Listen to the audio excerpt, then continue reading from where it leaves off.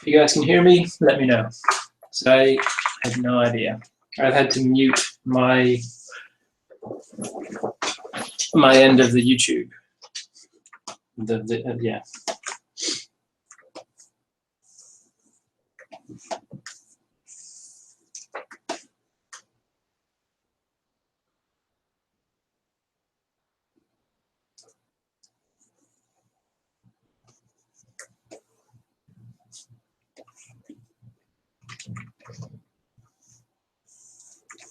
All right, sounds like you can hear me.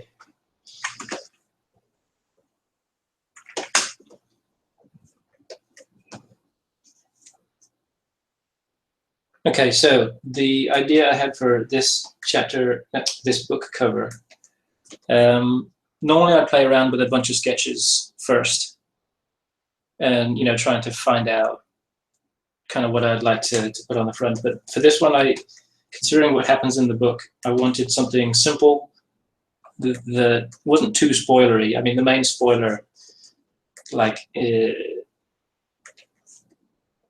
for Annie, I guess, aside from her dad coming back, is her hair getting cut. And like, well, I kind of wanted to reflect that on the cover. I didn't want to show that straight away. So what I'm doing here is I'm going to draw her with a full head of hair, but half of it will be on fire. And I think I'm going to try and make the fire come out of the bounds of this sort of central art area that I normally draw in, and have it spilling out to the outsides of the book edge.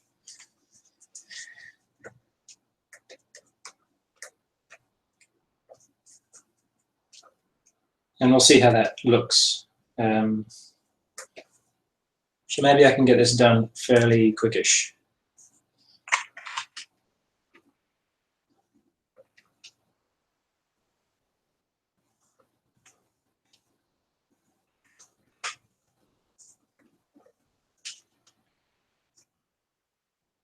Oh, if you're hearing like keyboard sounds, it's because the microphone is right next to my my keyboard, and when I'm working in Photoshop, I tend to use a lot of keyboard shortcuts. So it might sound like I'm typing, but don't worry, I'm not. I'm just using the keyboard shortcuts. Also, there's somebody doing a bit of hammering or something next door, so you might hear a few tapping and knocking on the in the background.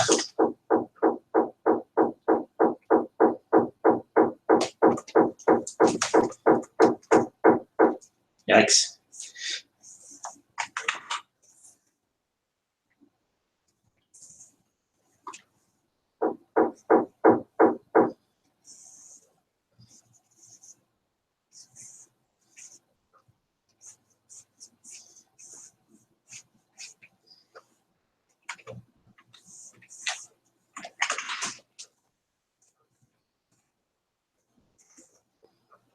Now, I like to have Annie's hair sort of coming loose when she's not feeling the best, but I do want to focus on her eyes. I was thinking about having her eyes closed, but I don't know. I think I want to try and put a bunch of detail in the eyes.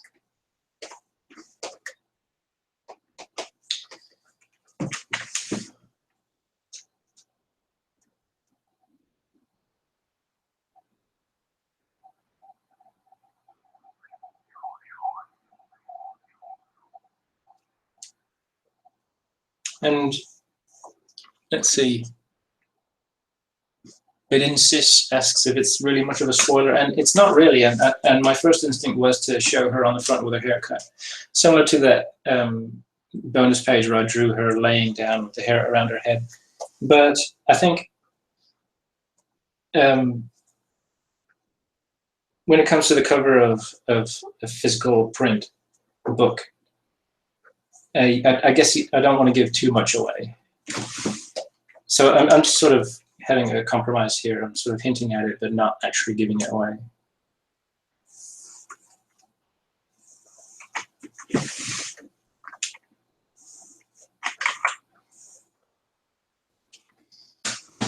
And I might do this hair part a few times over. I'm not so great at doing natural looking hair.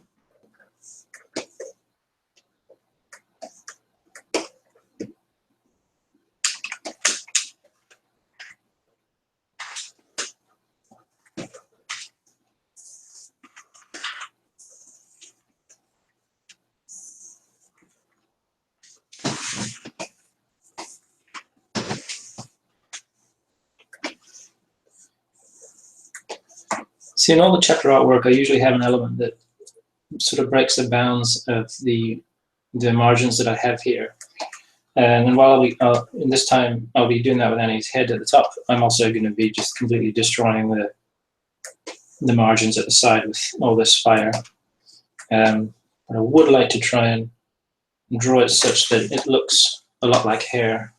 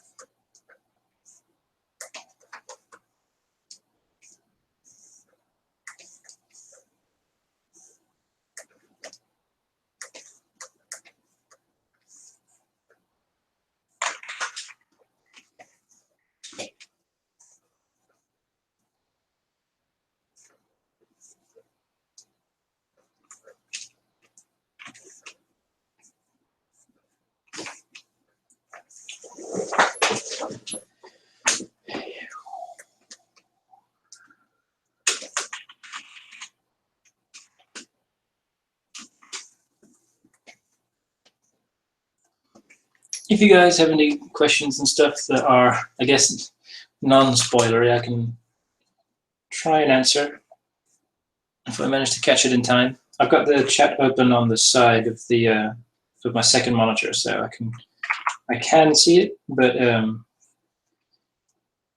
if I'm looking at the inking, then I might miss a few things.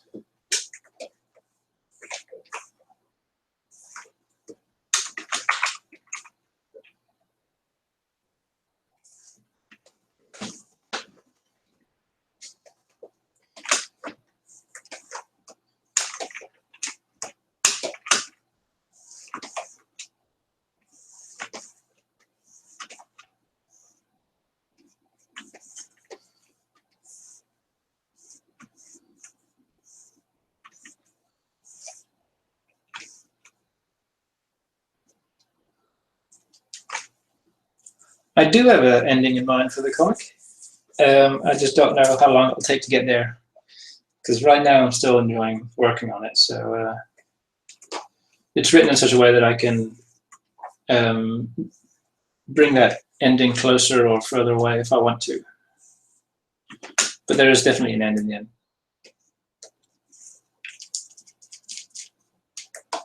What do I think is the easiest and hardest to draw in the comic? I think the hardest to draw is probably the characters, backgrounds, robots, and everything, and the settings and everything else.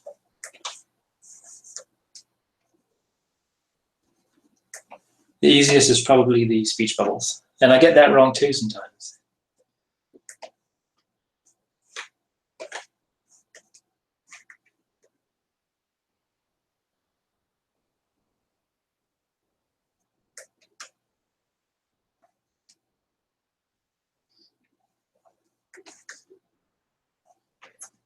See, live streaming makes me a little bit nervous, I guess. I don't really do it very often. I wish I could do it more often, but a lot of the work I do on the comic itself is obviously stuff that I don't want to give away before it's too soon. So I can't really live stream, say, working on the pages and stuff, which is kind of a shame.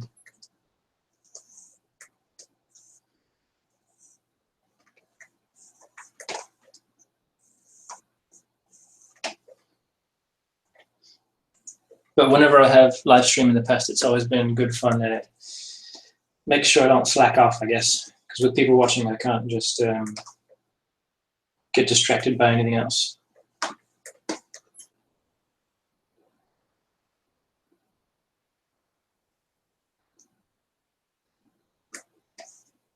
Some of these lines aren't quite right.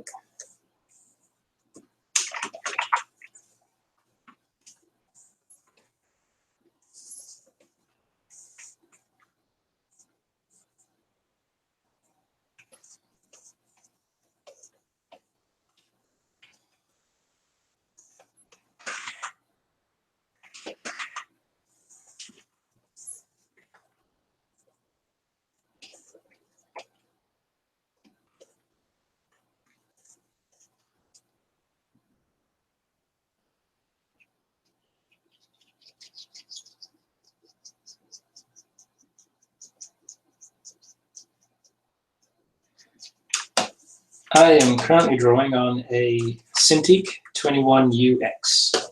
So I'm drawing straight onto the screen. It's something I've been doing for quite a while now.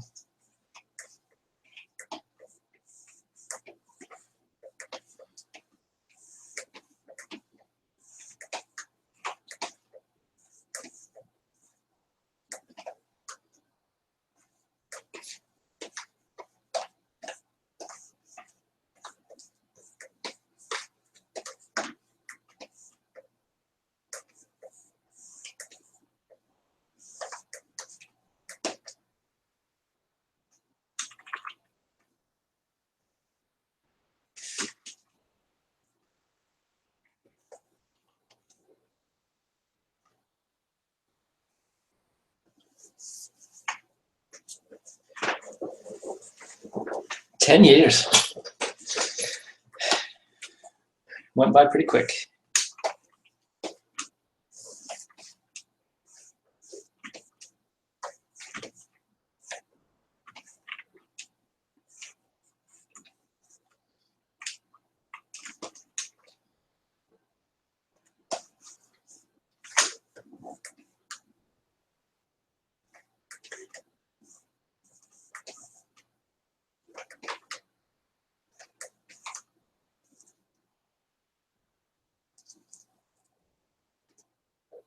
Let's see, I do write a script for my chapters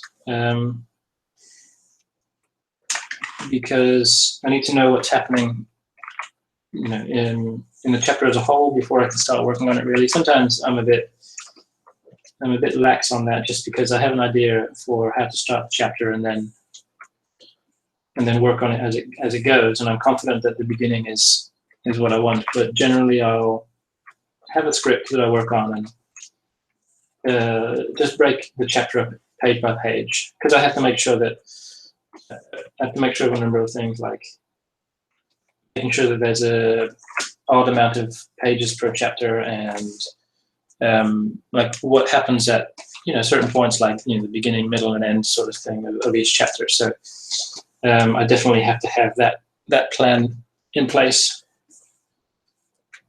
But the scripts that I write are in no way fully comprehensive. I'm really the only one that could make sense of them, and I guess that's the advantage of working on your own. When I have written scripts for other people to draw from, then I will break it down by panel and give proper speech dialogue and list out who's saying what and where and what the actions are. But the scripts that I work from could barely be called scripts, really. They're not intended for anybody else but me to see.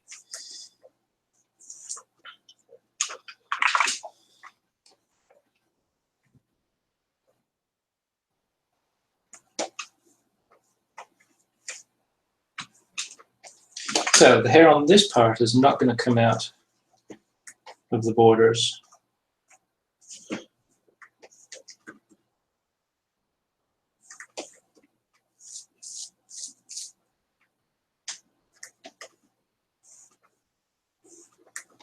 Fave chapter so far, probably Skywatcher and the Angel. I always say that. It's about time I worked, I did a chapter that I like better. I mean, there are a lot of chapters that I do like, but Skywatcher and the Angel is the one I always come back to. And has anyone worked on me with the comic? No, not in the main comic itself. I mean, sometimes I'll ask opinions from people, but generally I keep it all pretty much, to myself.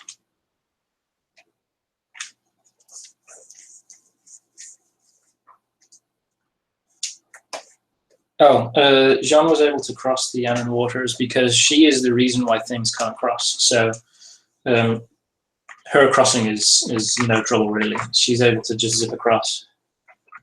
She was, anyway. One thing that I wish I'd done is kind of focus more on the technical threat that Jean sort of posed.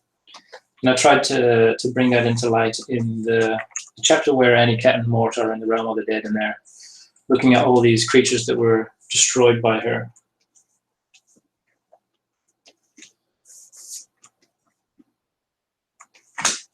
But with Jean's story, I think I managed to get across pretty much everything that I wanted in the end.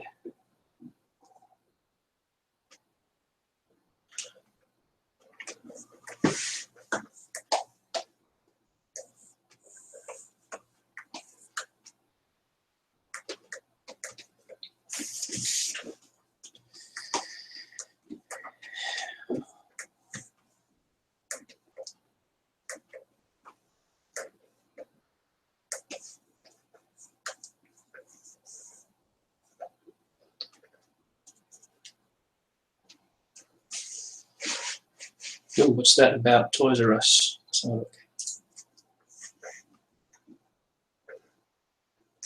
Jessica Brown, yes, that is the old Toys R Us that was there by, Christ, I don't know what the name of that street is, but yeah, there's a bridge next to it.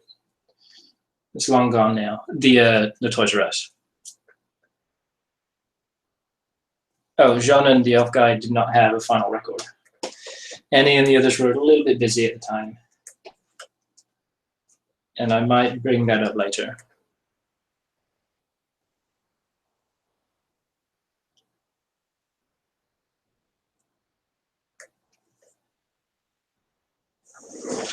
Yep, Jean and her boyfriend are completely gone forever now. The last bonus page is basically their final image. So it's been a long time coming, but they are now out of, well, just out of the story.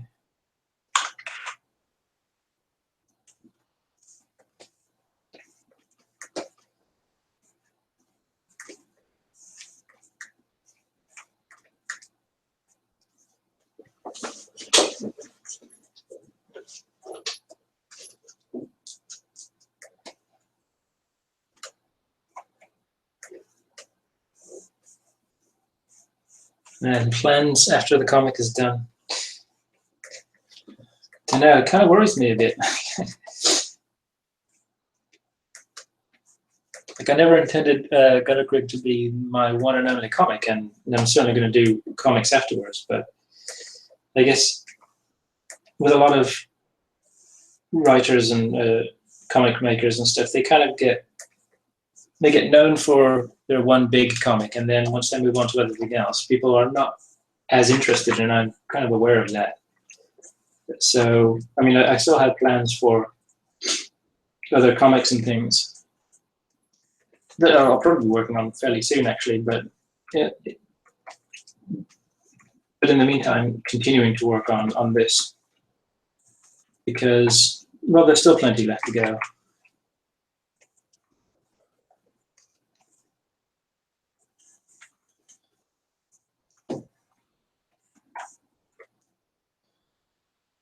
But I don't want to just be, someone who milks something that should have been long ago put to bed. And once it's finished, it'll be finished.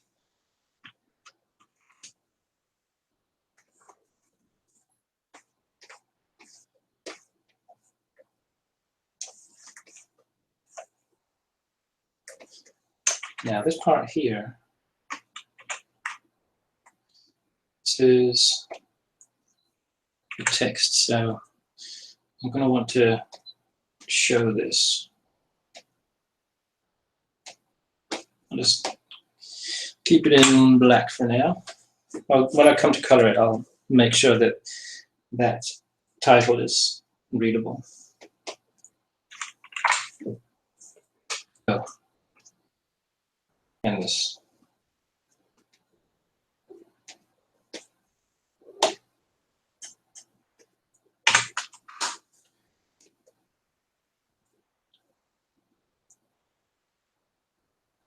Oh, I've got tons of ideas for other comics that I've, been working on and writing down and stuff.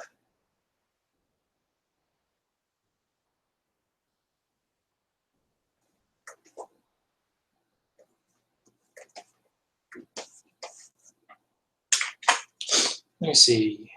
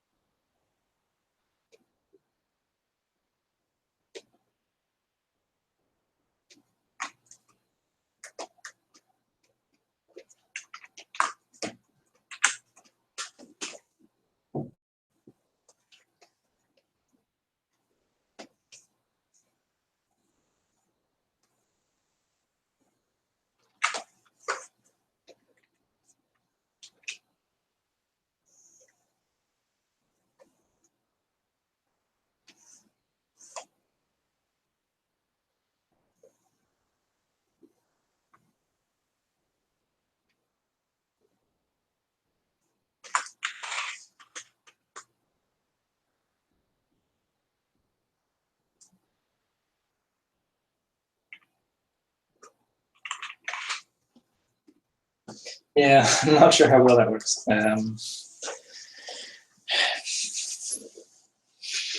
That's one of the drawbacks of doing hair in the way that I do. Oh, I'm using good old Photoshop CS3. I have been for, I guess, since I started the comic. So it's been a long time.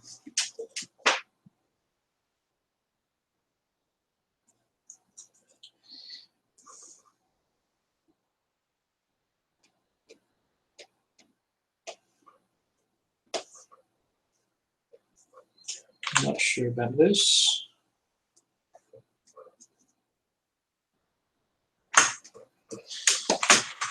Let me try again.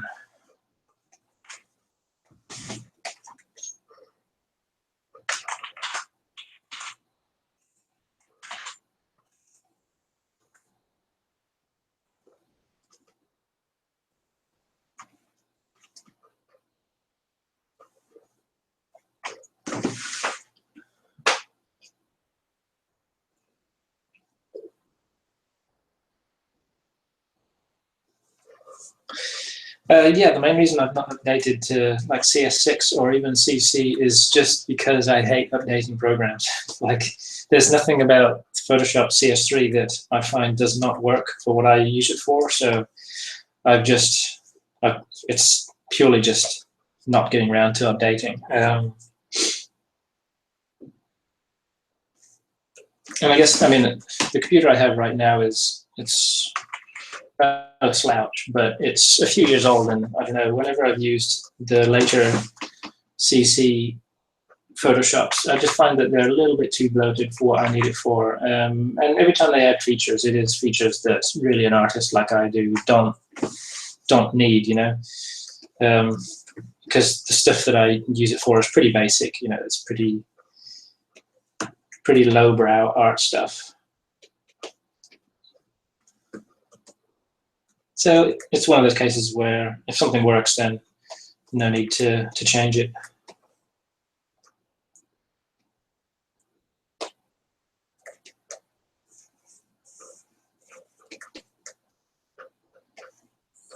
Oh yeah, when the video's done, I'm gonna do a sped up version, so you know you don't have to sit here looking at me zooming in and out for like 5 hours or however long it takes me to work on these videos.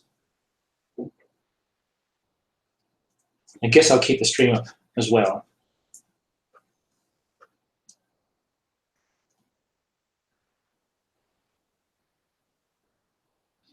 Right, I'm just going to put some basic color down to see if what I'm doing is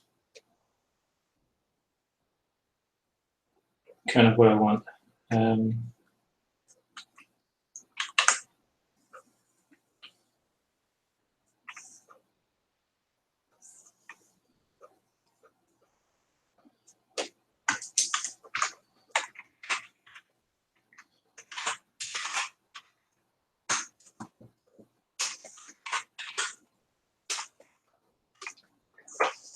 I actually have Mango Studio 4.5, I think, just before they changed to Clip Studio, and I do like working in that.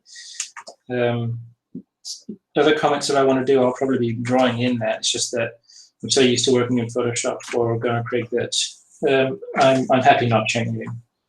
But I really like Mango Studio. It's got a good, you know, a lot of good features and stuff. But I'd only use it for black and white comics. That's why I draw all my side comics, the extra stuff, in Mango Studio. I know you can then take it out and color them, but I prefer to keep things self-contained. I will use Painter to color things,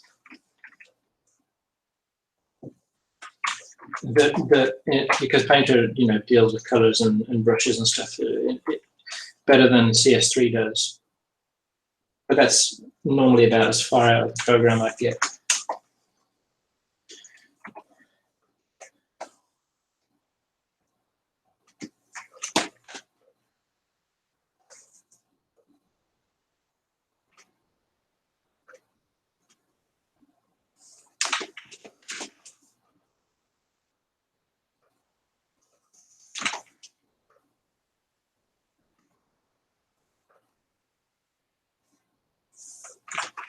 See if I can get this done quick and still up for streaming. Maybe I'll do some requests. Just, you know, quick, crappy ones.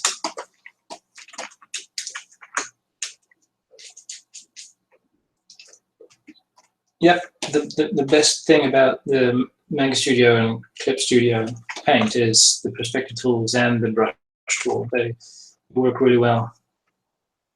Photoshop, especially CS3, does not have, you know, it's not great for inking, but I'm just used to it now.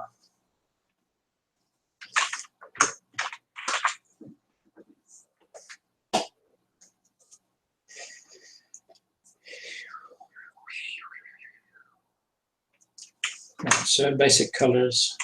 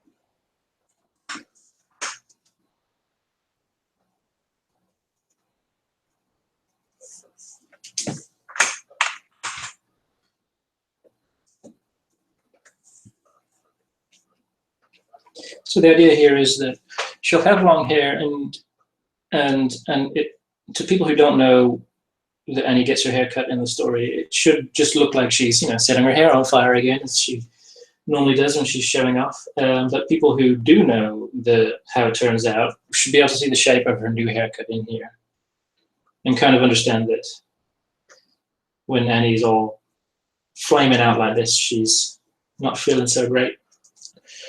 And I kind of want it to spill out over the sides like this.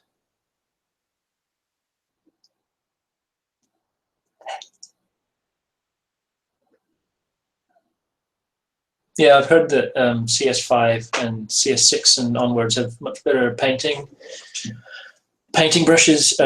So I've come very close to upgrading, and I think next time I get a new computer that's all fully up to spec and upgraded, I will, take the plunge and upgrade.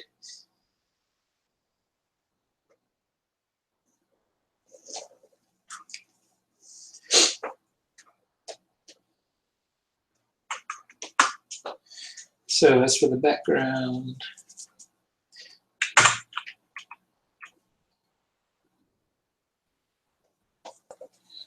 here I can just fill with fire. And on this side, it might be nice to do the old Gunnerkrigg sky gradient, which is this.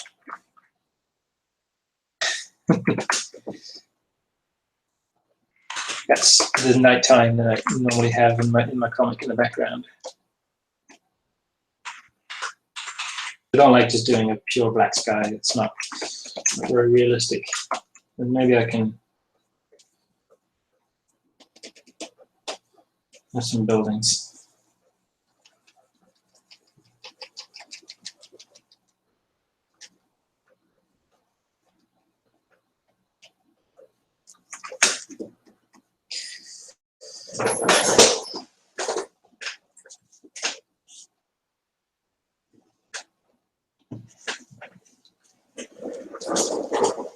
So maybe something like that.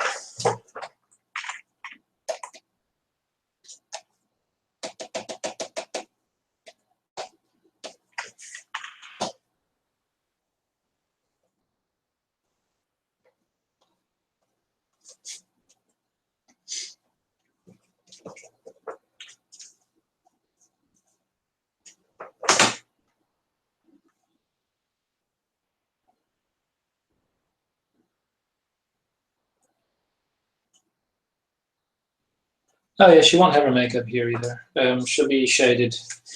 I'd like to try and get her shaded to reflect that she's surrounded by fire. So I'm not very good at it. So considering how much there is going on.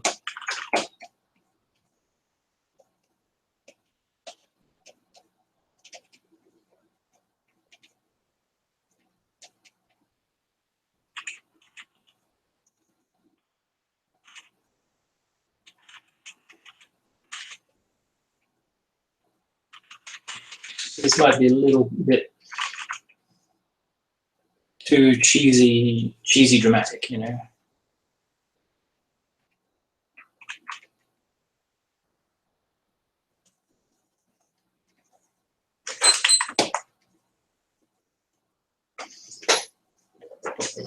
Something kind of like that, maybe. Maybe I guess I can extend that down.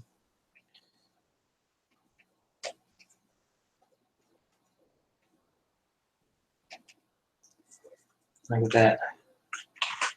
And when it comes to her hair,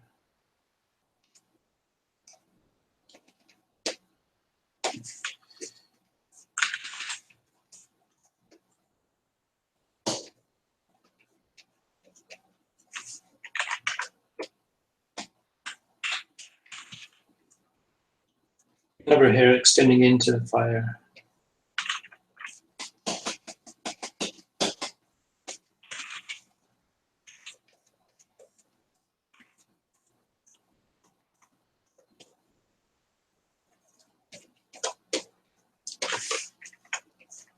But then also have the fire mixed into her hair.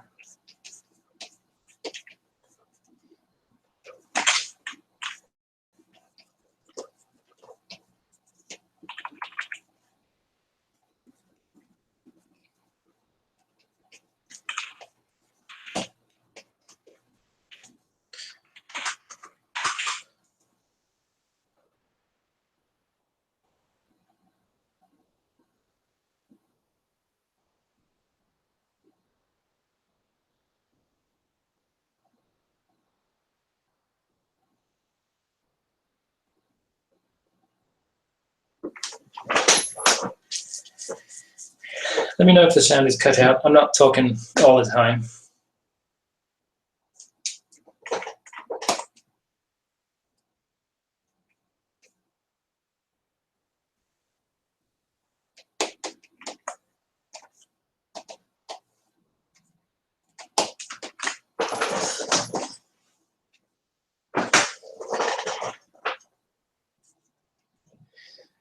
So this is kind of what I'm thinking of.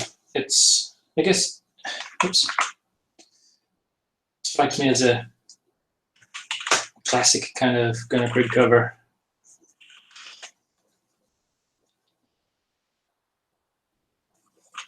Like that. A lot of familiar colors and his big old face right in the middle there.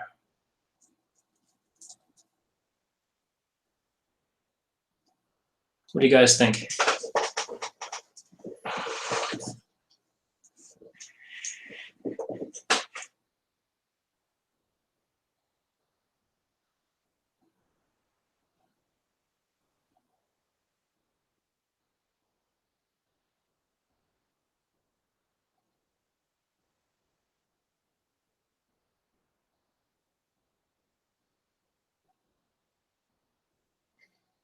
All right, maybe I'll just go with this then. So we've gone through the sketching and the inking stage. Normally now what I'll do is I'll break it out into a separate file and do the various stages of color in that file, then bring it back in. So what I'll do is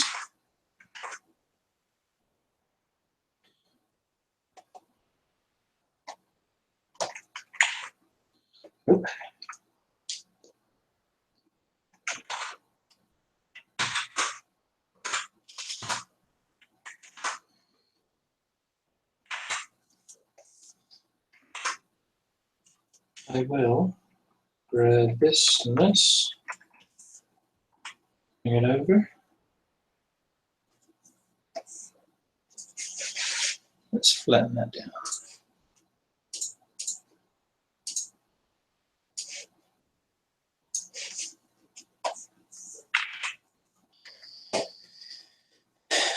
And let's make this a little bit bigger.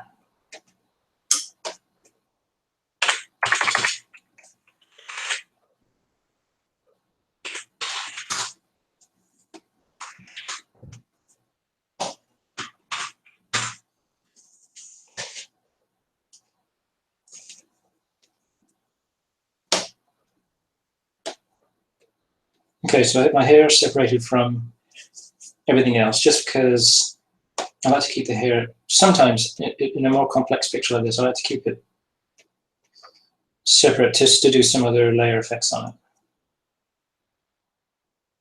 But for now, let's see, I'll just do calls. And Annie's face first.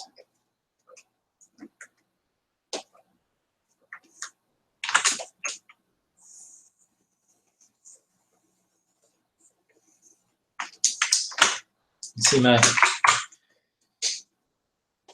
super accurate way of coloring in.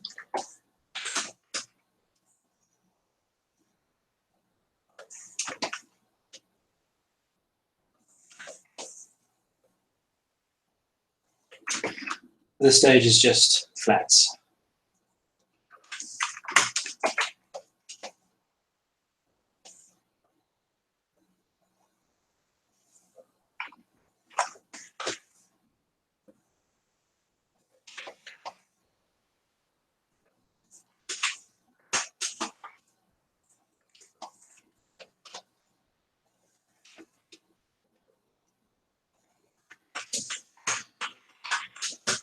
probably be able to get away with just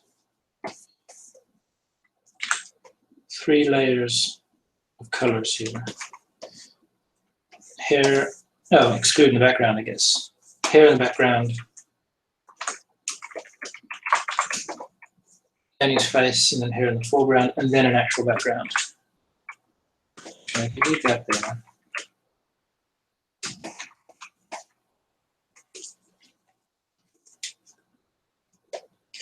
And do background hair. And I think here,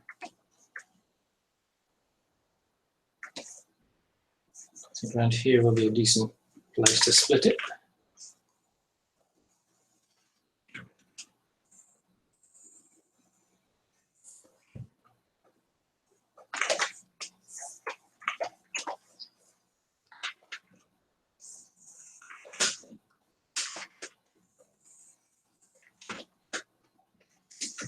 That's 1 layer of hair. And above everything else,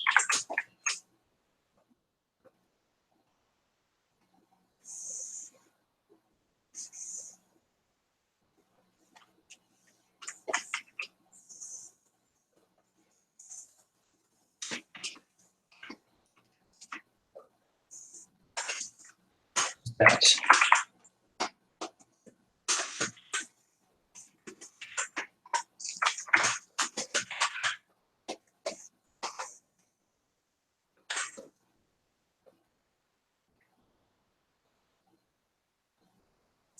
And I might color all this in Photoshop rather than breaking it out into Painter.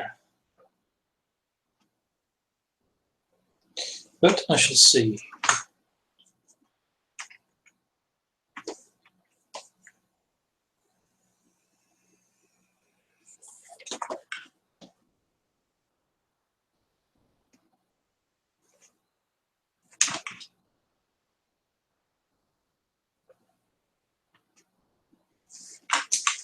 Yeah, we'll take it into Painter, just for old time's sake.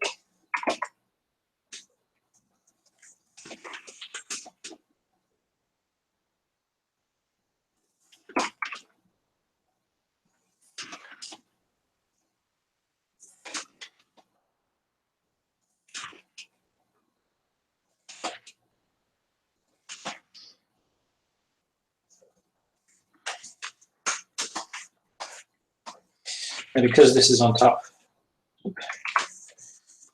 be using this to mask out areas of her face that I don't want shown through her hair.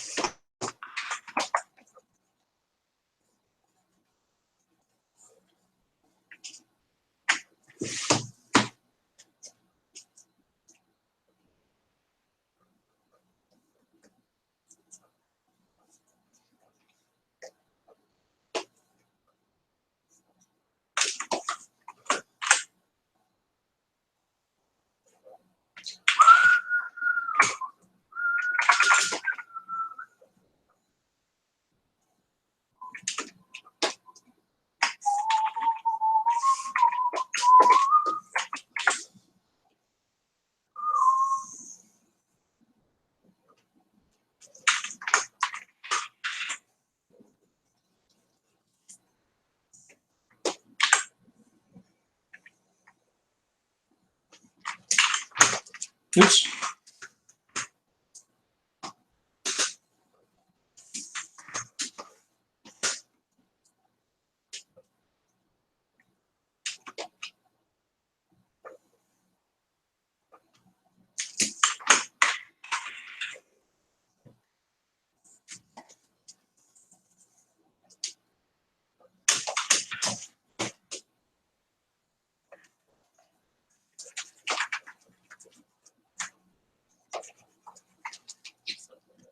All right, so that's the basic.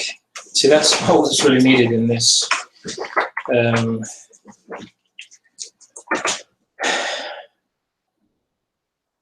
Maybe I should do some fire in the background.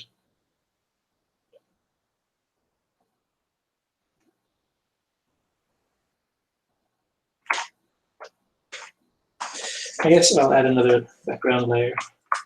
And like that. No, wait, like this.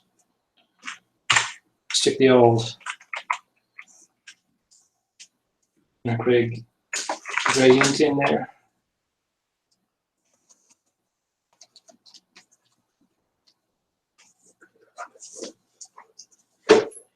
Then I can paint that in with fire on one side and other stuff on the other.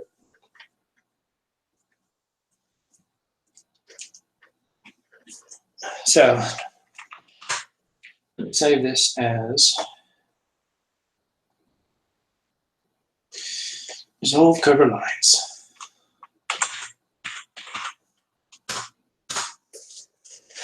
Let me bring it into all painter. Let's see how that goes.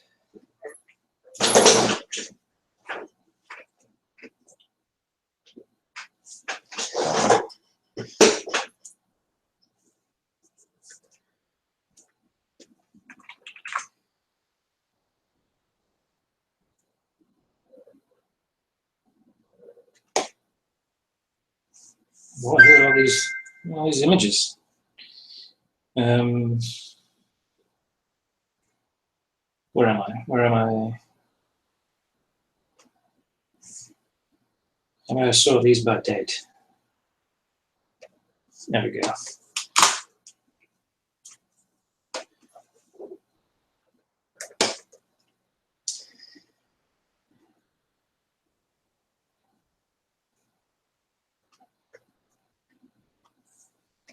And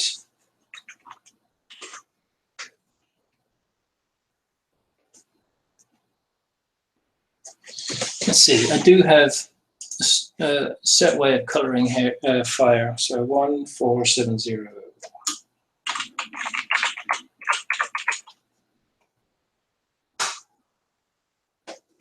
Let's try this.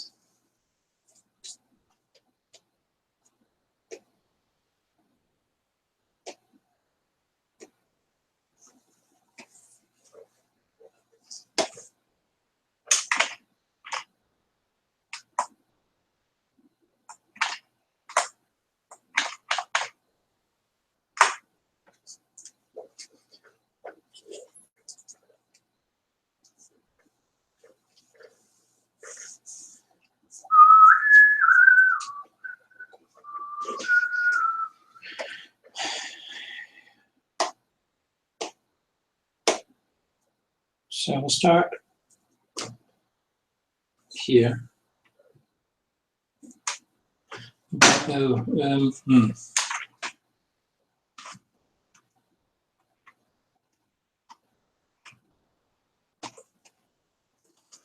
all right.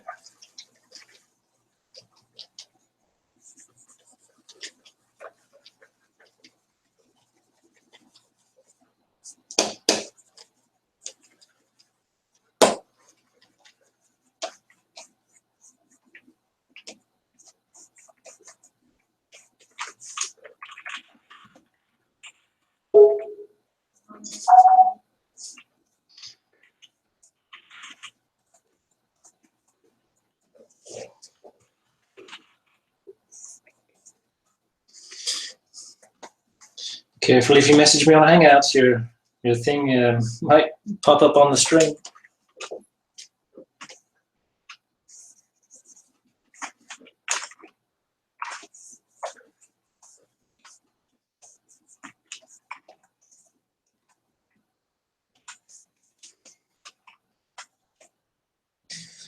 So the way I normally do fire, so with a lot of red in the deep parts. Oh, come on, don't break. There we go.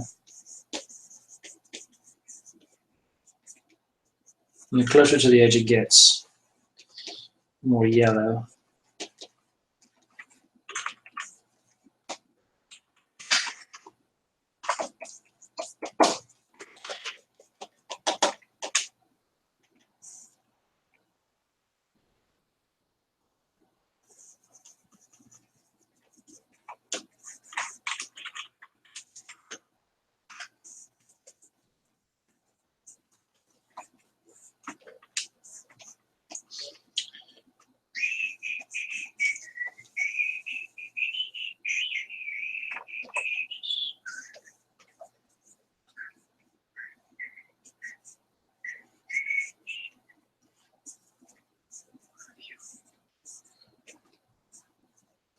This stage is always pretty messy.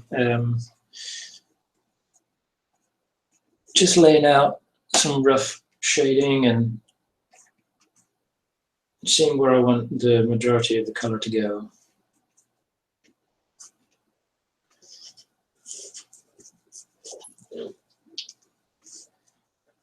Yeah, it does look very orange, doesn't it? Doesn't look much like fire at this point.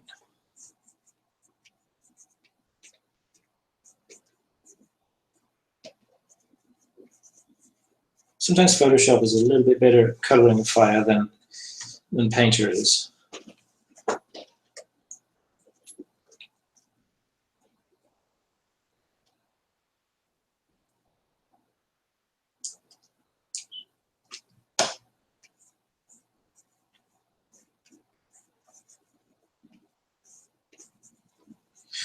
I'm also going to need to make sure these yellows work in CMYK.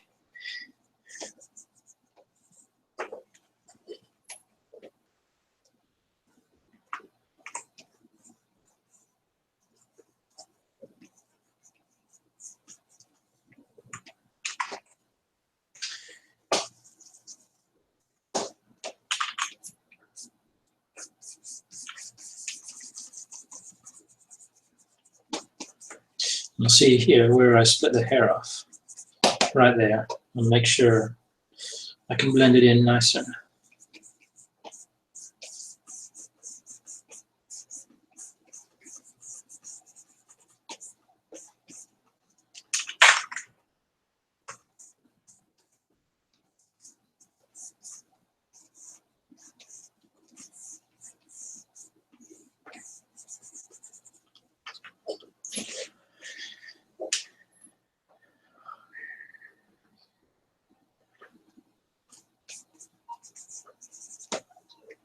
I encourage everyone to check out my Patreon. That's how I'm able to keep doing this.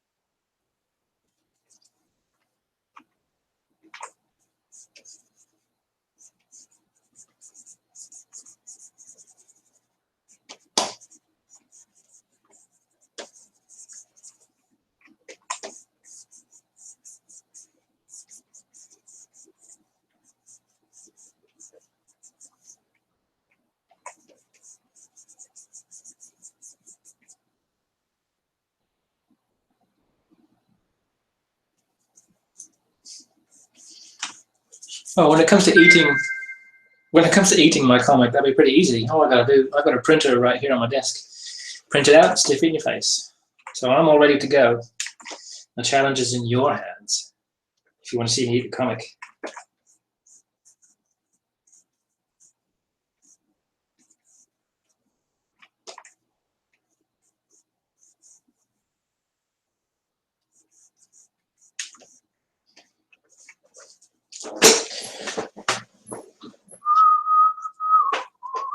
When Volume 6 comes out, it'll be hardcover at first and then softcover later. The softcovers are staggered release.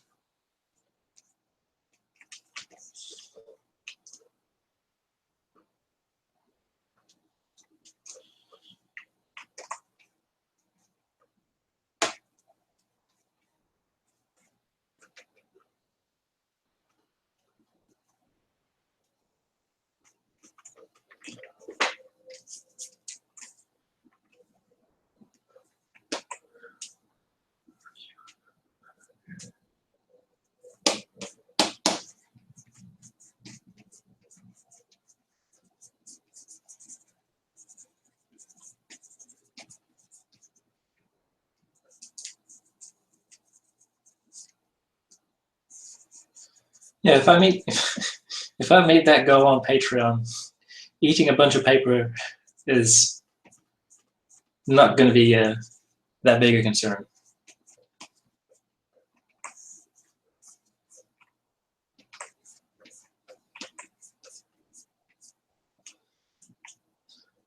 I'd even spring for the nice printer paper, for the fine tooth.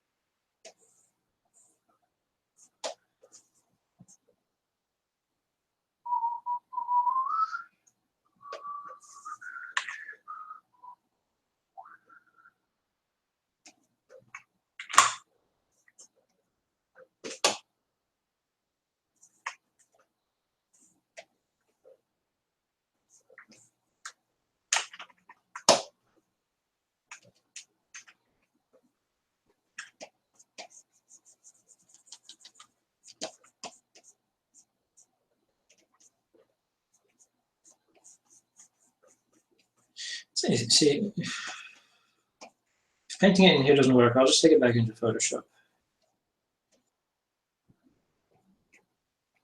So you've been using Photoshop for so long, there are actually a couple of things that I can do a little bit better with it than I can in Painter.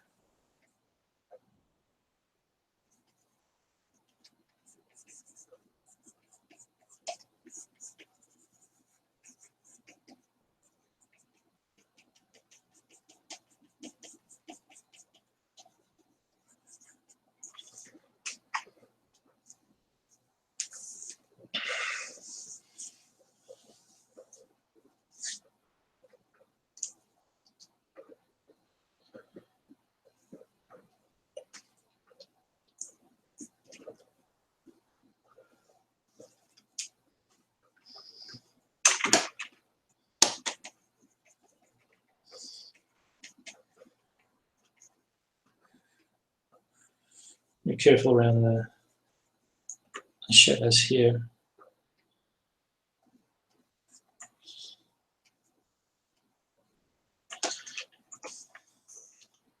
So it might be a little too dramatic. Maybe I can tone it down.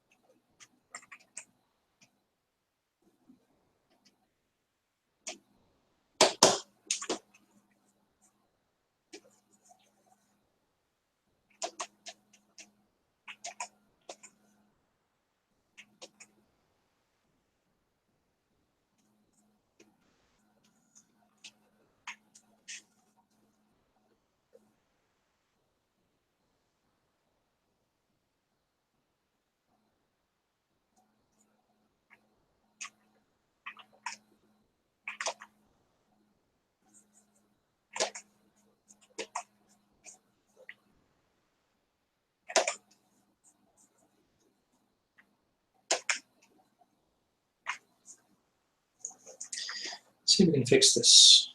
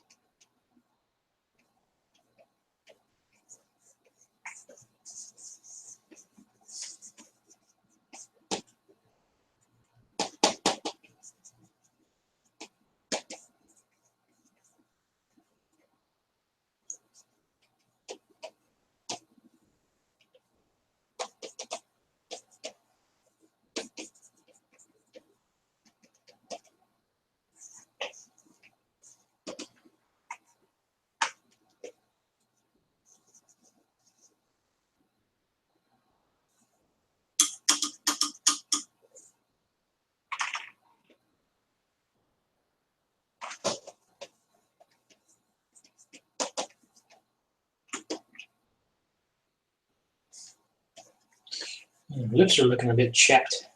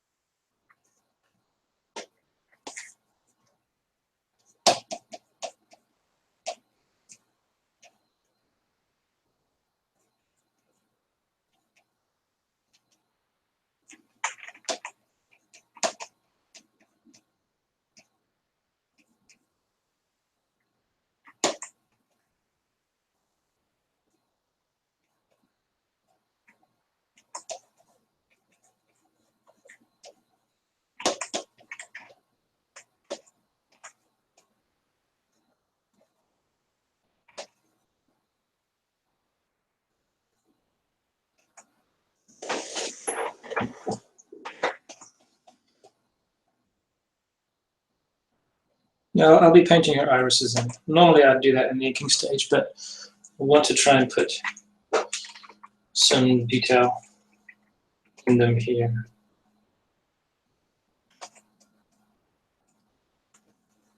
God, I'm so bad at doing lips, for God's sake.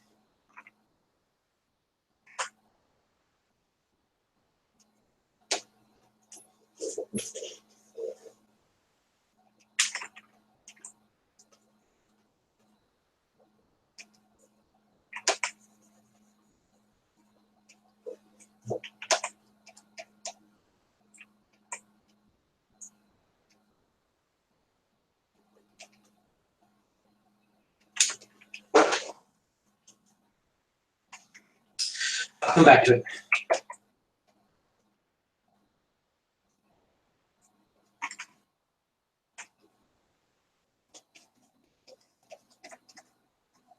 Well, but too much tumbler nose.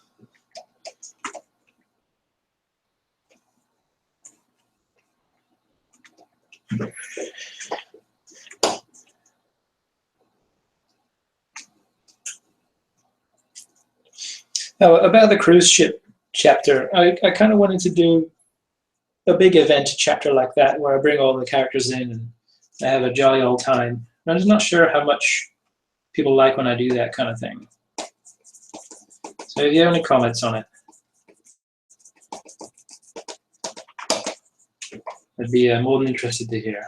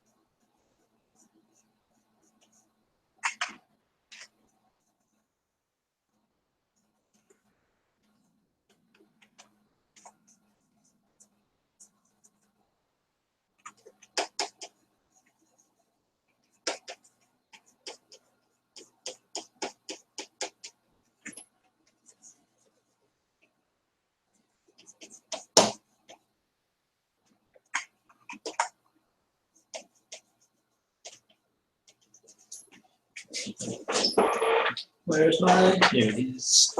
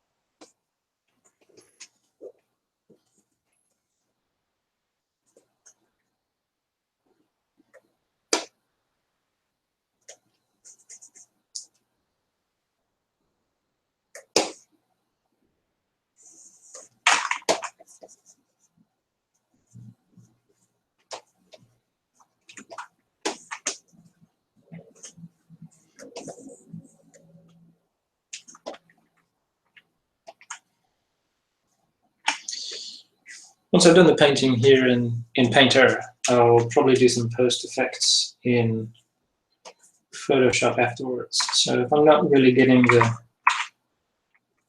kind of colors that I want, I can always sort that out later. See, I don't see it. Yeah, it's not going to work doing it like that.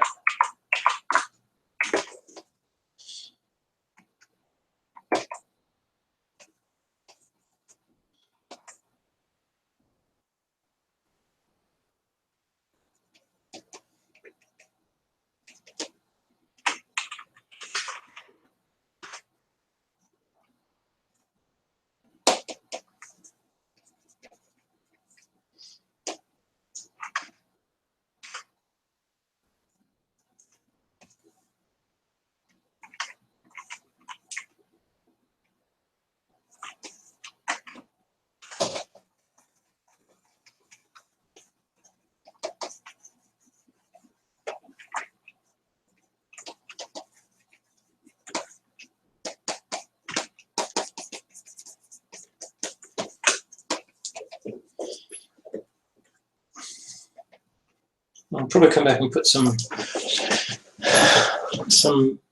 bounce lights in. Oops.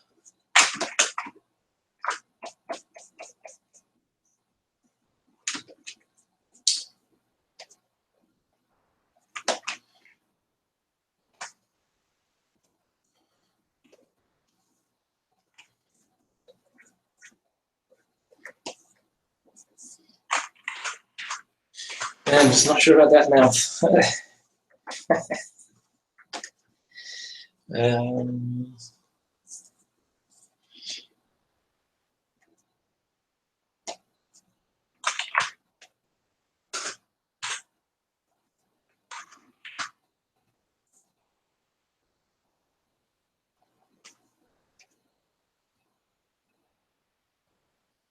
Oh, come on. Let's rotate.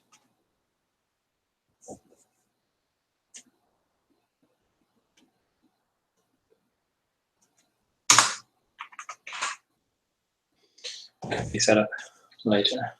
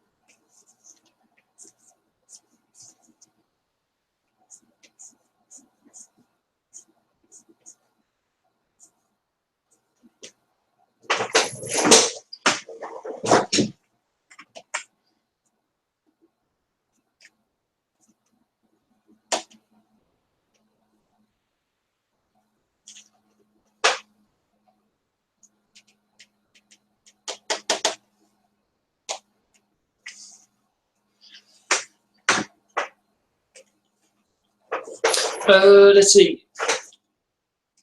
When Mort was introduced, I knew how he was going to end, but I didn't know the exact circumstances. Like I knew his story. I knew why he was a dead boy. You know, I knew when he was going to exit the comic, and you know, under and what situation that was going to be. But you know, I hadn't like designed the Realm of the Dead all the way back then and stuff. So that's how I kind of keep things flexible.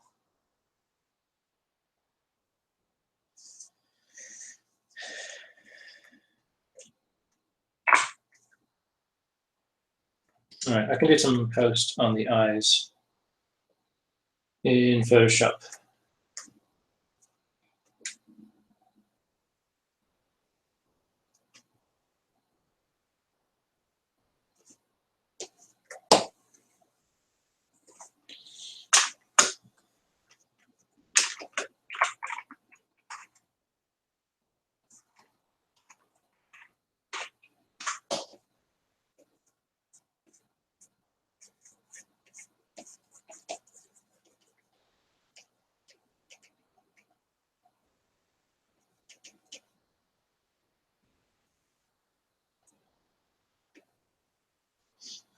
How do I come up with the characters? Don't know. I guess.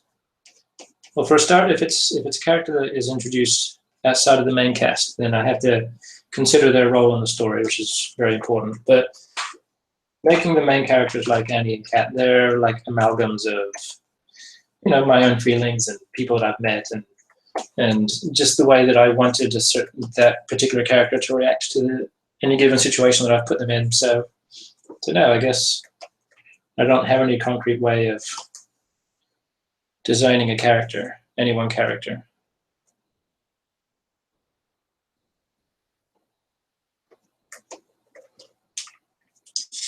Let's do the hair at the back first.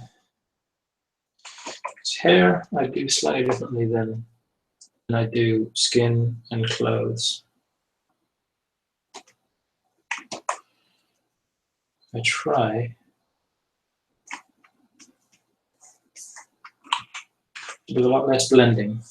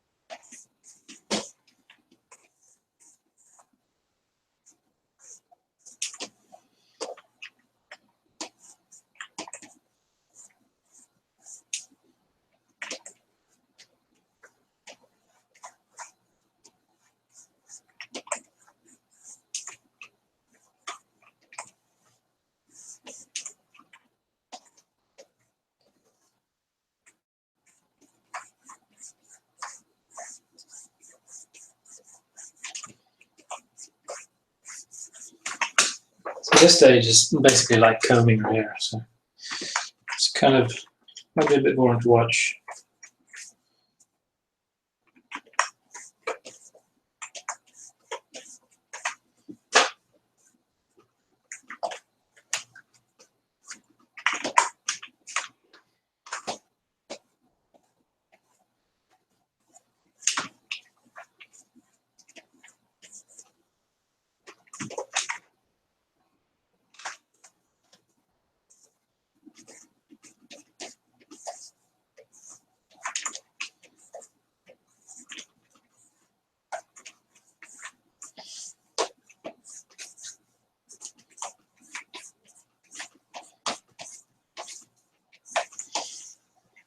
See, let's get one of these dark reds.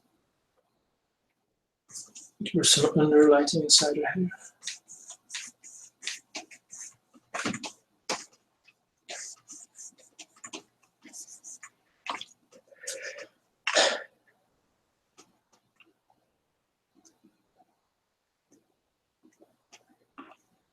Oops.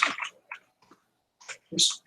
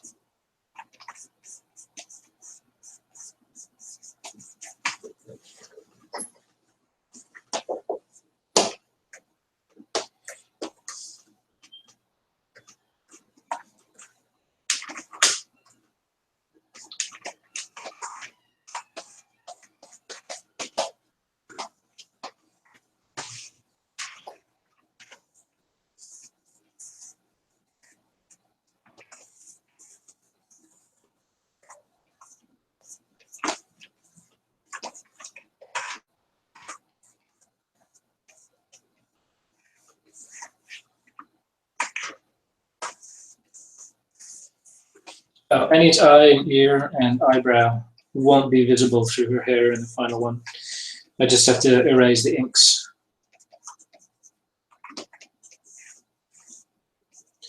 When I get back into Photoshop.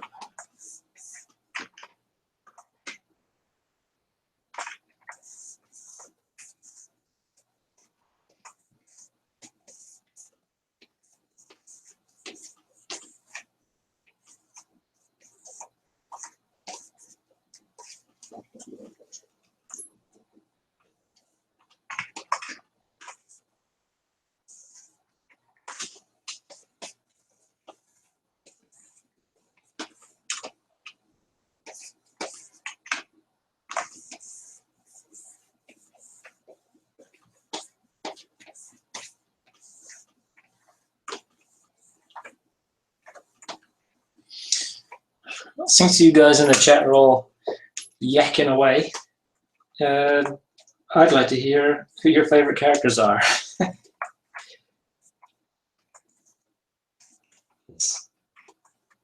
Something I always like hearing, and why, of course.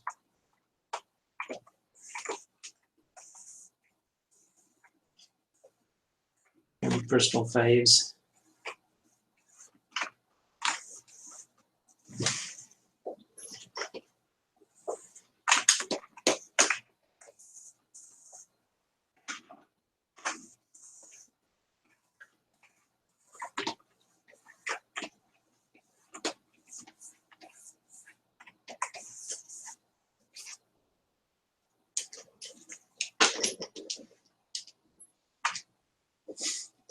Not a lot of people pick Jack. Not a lot of people even like Jack. I always thought it was pretty funny.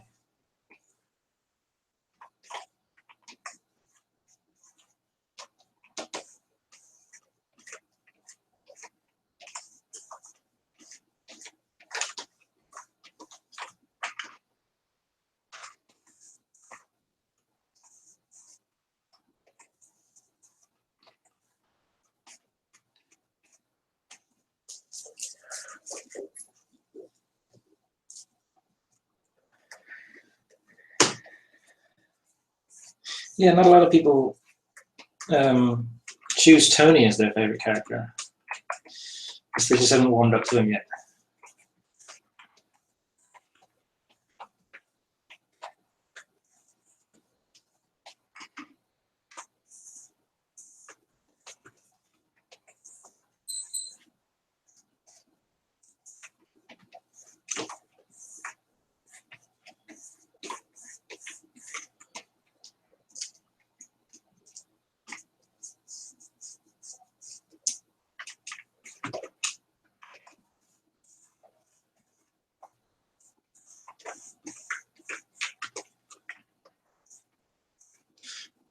All the Singren. The Singren is one of my all-time favorites, I think.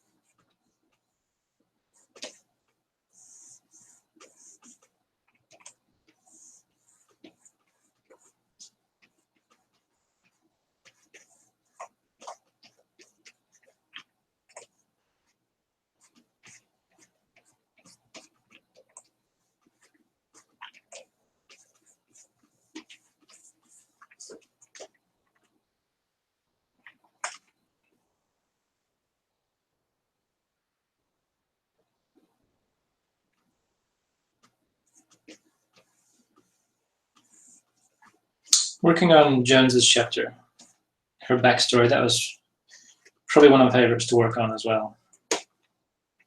That one was more interesting to work on than even like Skywatcher and the Angel. But I mean, even though Skywatcher I might prefer that more as a chapter, but when I came to do Jones's story, it involved a lot of sort of research and looking stuff up, and that's part of the thing that I like best.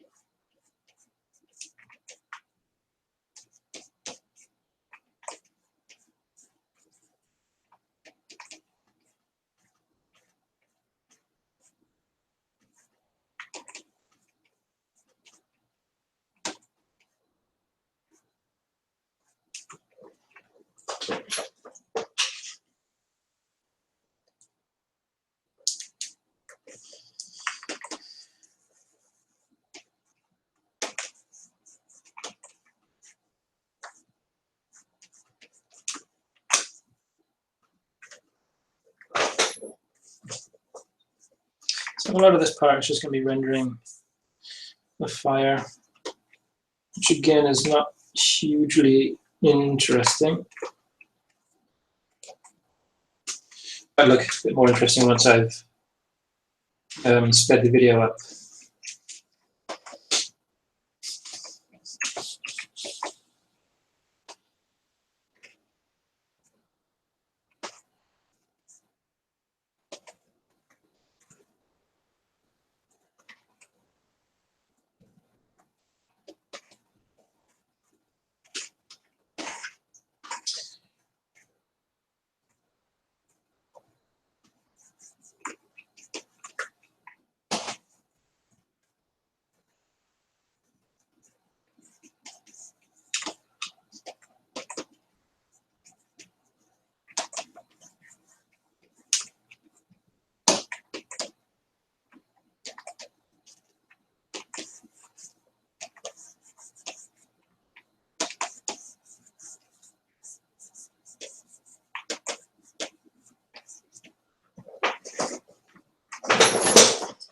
Will the laser cows ever return?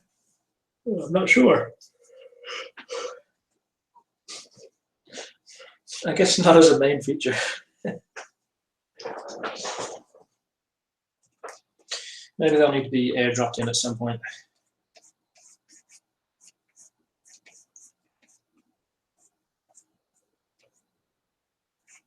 It'll be like Operation Dumbo Drop, but with laser cows.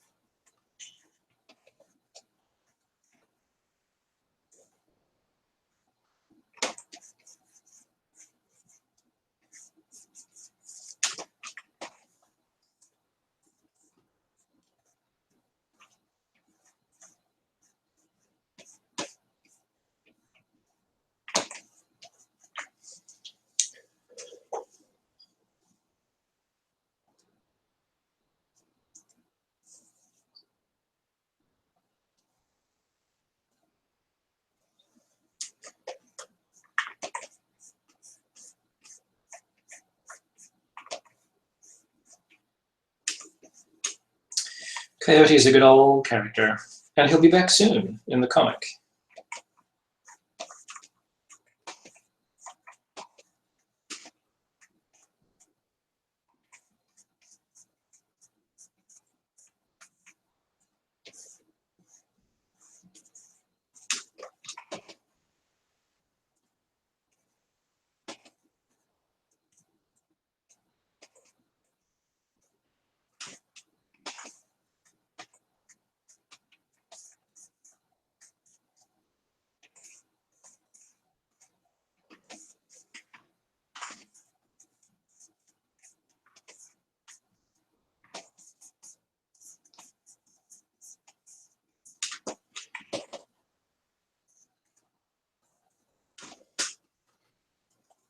I'm not sure how much I like the color of this fire here, but again, the magic of Photoshop, I can alter things later.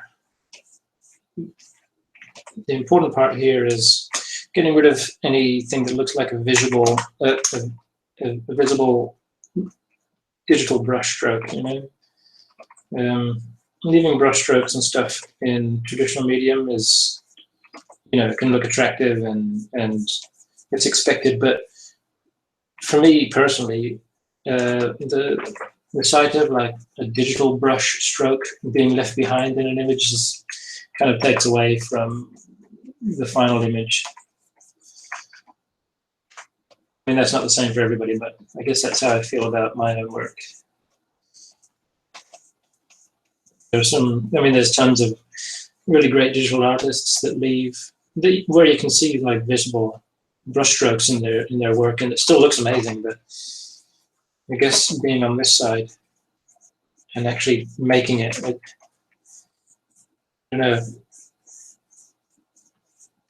Whenever I see something that is clearly a visible brushstroke, like these ones here with the round edges and such, I just have to get them a bit more natural, blend them in.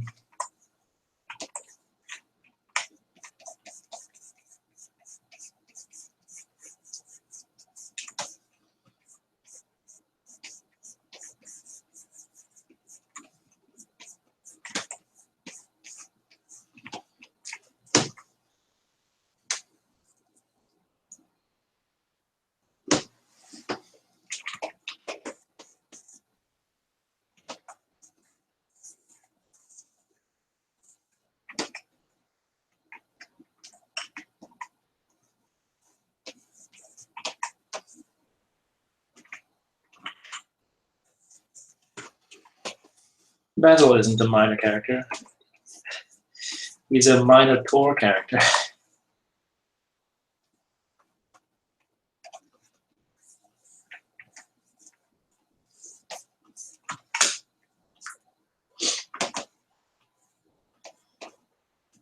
If you wanted to mute the string, that's fine by me.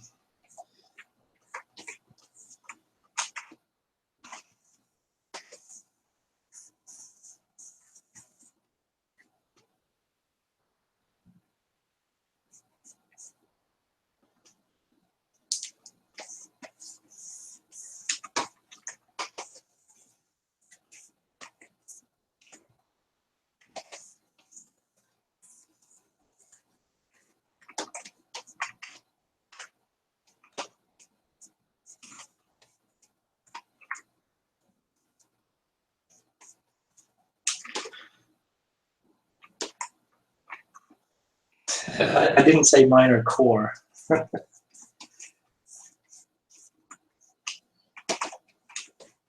said Minotaur because he's a Minotaur.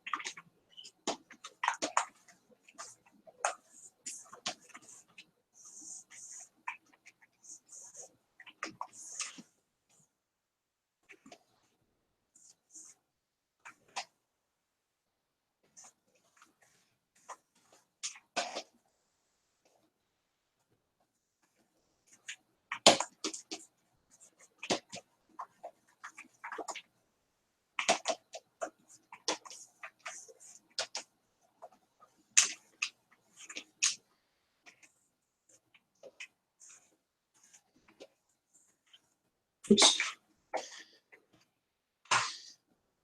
Maybe if there's time I might play my banjo later. I know it's a big step, playing in front of people.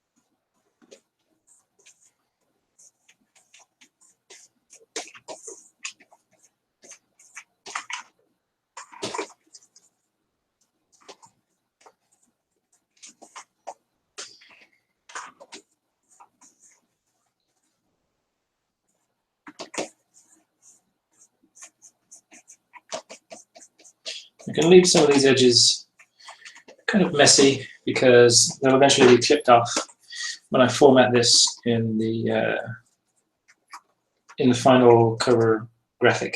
I've made the canvas a lot bigger than it needs to be, just so I've got a bit of extra space that I can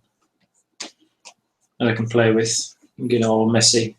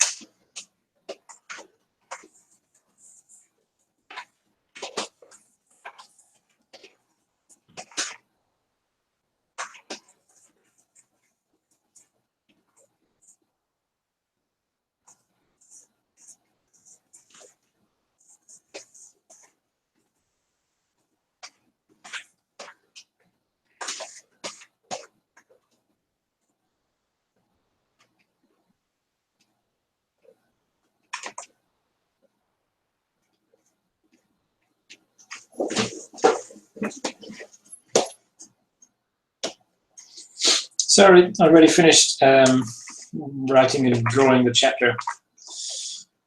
So where Blue gets her name, I mean.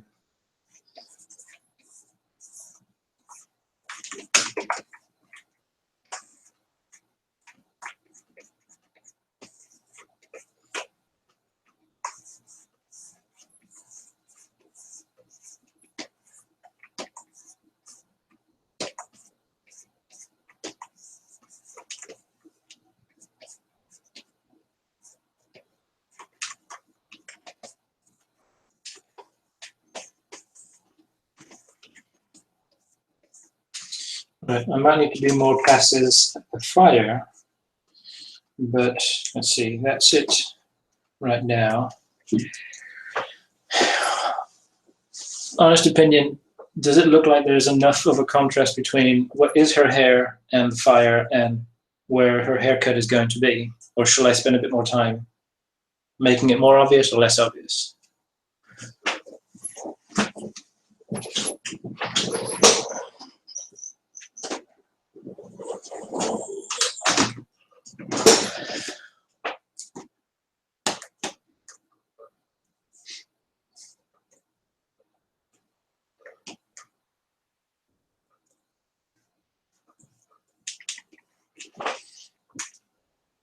Bit more fire,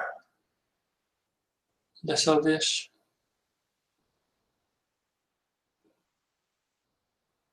All right, I think what I'll do is I'll blend the fire up rather than her hair down.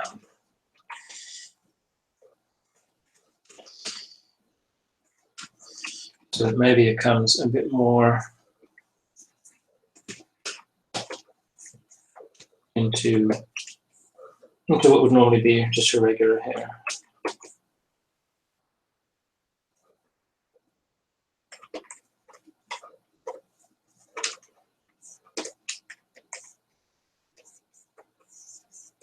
I might get rid of some of these horizontal marks in Photoshop, see how that looks.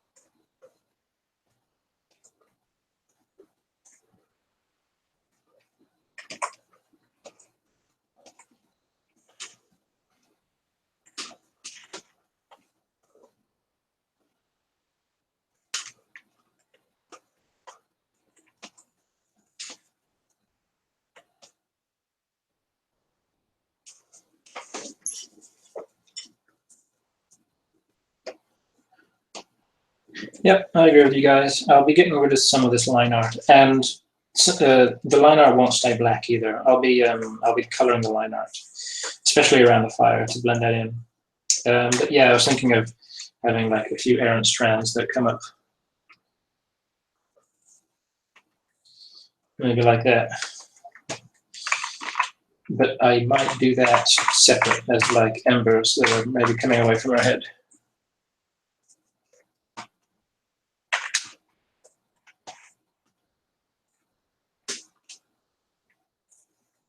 So I might do that on a separate layer. Just a few hints maybe here, where her hair will be thickest.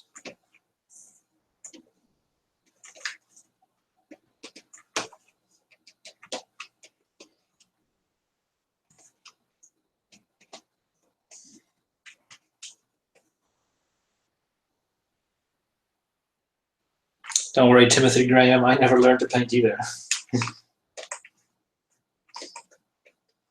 Sometimes I wish I had done proper, learned to paint properly, because then I'd be able to put a lot more life and color and texture, in my paintings. But the painting that you see here is just a style that I got to grips with, like just out of necessity for having to color things and get color down on paper and get them done at a reasonably acceptable speed, And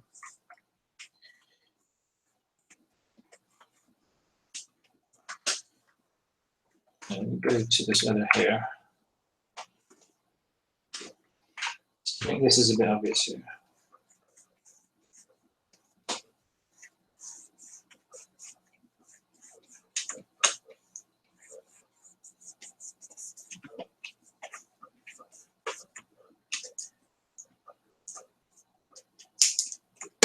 Yeah, I'll probably be adding a color overlay. That's all done in post.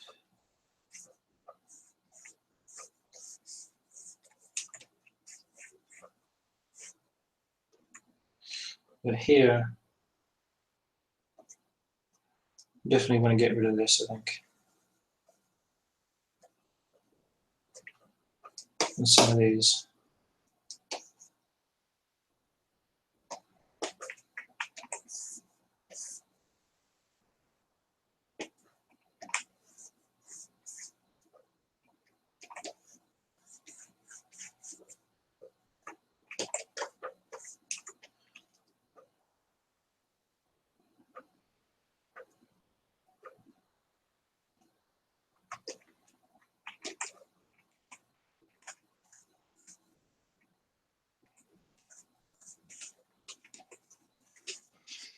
A little bit of color dodging, color burning as well after, as long as I don't overdo it.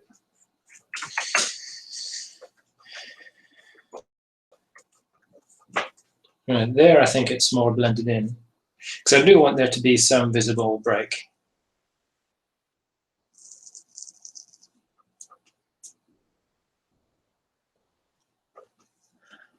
Just add a little bit more varied colors in, I think. I think we're done with this picture. I think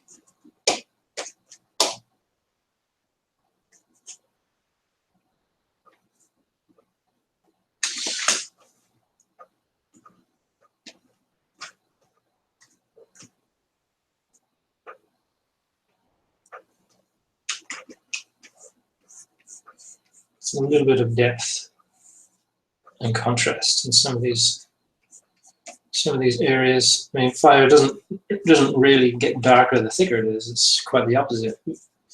But see, one of the things about the fire that I color is that it's not really very accurate at all. And the reason for that is because when I was looking up how to paint fire, I noticed that fire looks best against a black background. So like if ever you're at some sort of steakhouse barbecue, or, if you see advertising for, flame grilled whatever, you'll always notice that it'll be set against a dark background. And of course that's how fire looks best, that's most photogenic. So the style of fire that I did, I needed to do it in such a way that it doesn't always have to be portrayed against a black background. In the ether, it's pretty dark, so it can light up the place. But in a picture like this, I didn't want to give Annie just regular sort of flame grill barbecue hair. And I guess that's why I tend to stick to a lot of the same colors when doing her hair, her fire, just because it's, you know, it's a style that I tried to put together myself.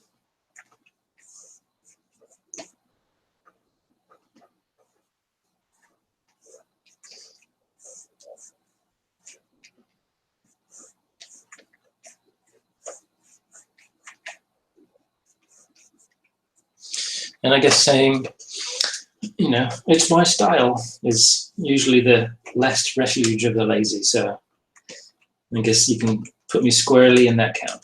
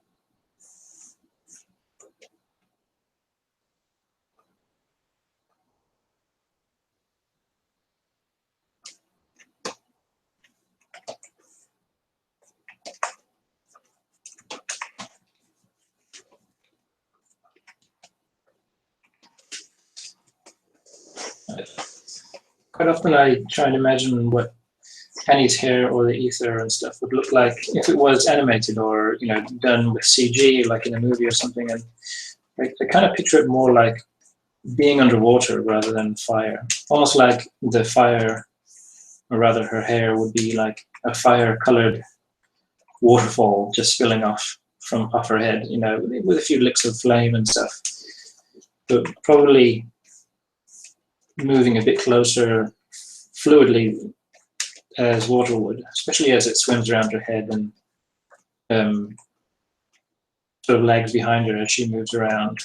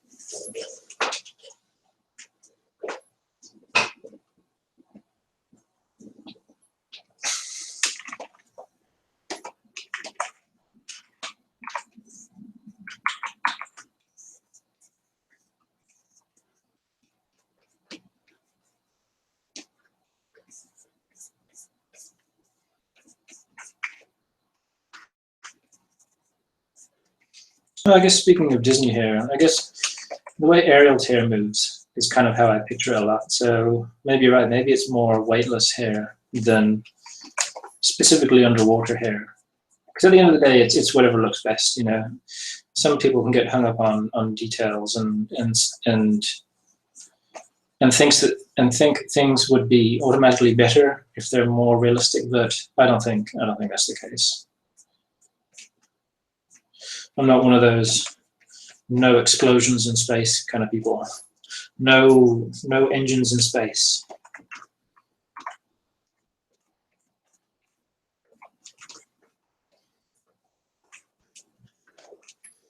Like maybe you'd hear it if you were in the cockpit, right? From your own one.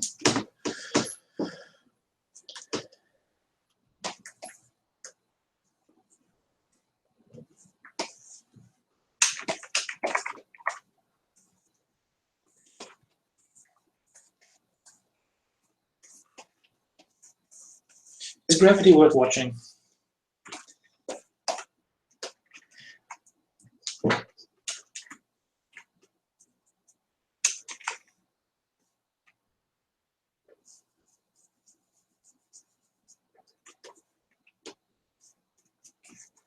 So when Gravity came out, a lot of people were saying it was like super scary, and because like dying out in the vacuum of space is the worst thing they could imagine. But it's kind of the opposite for me. If I was just to drift off in space with no hope of getting back, I think that would be a pretty nice way to go. I mean, yeah, the last 40 minutes or so wouldn't be great, but up until then, not so bad. Just floating around.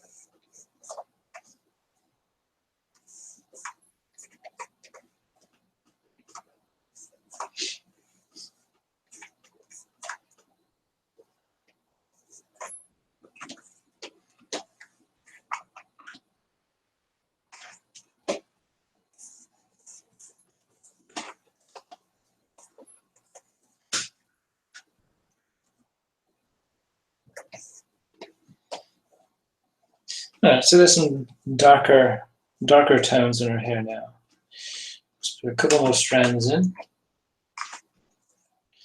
We can take a look at the full background, and then start to get to the point where we're finishing this off.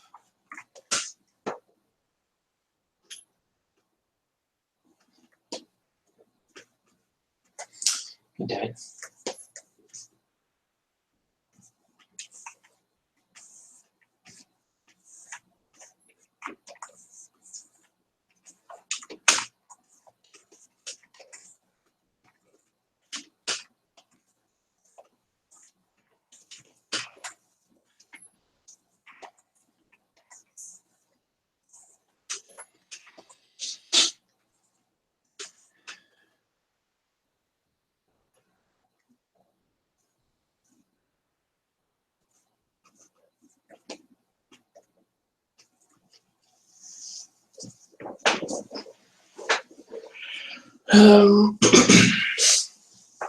Let me see.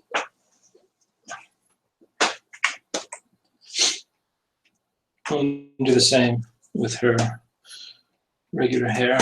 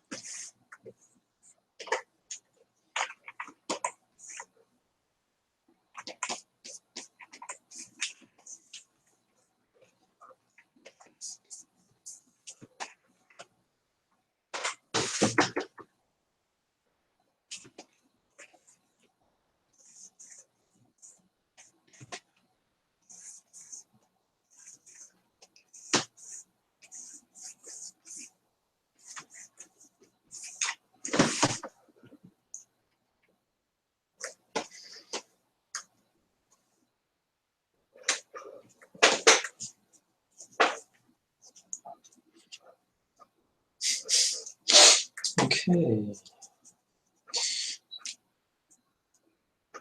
Now that we have a bunch of light in the scene, the highlights on Annie's face, or the shadows rather, don't look so bad. So maybe I'll come in and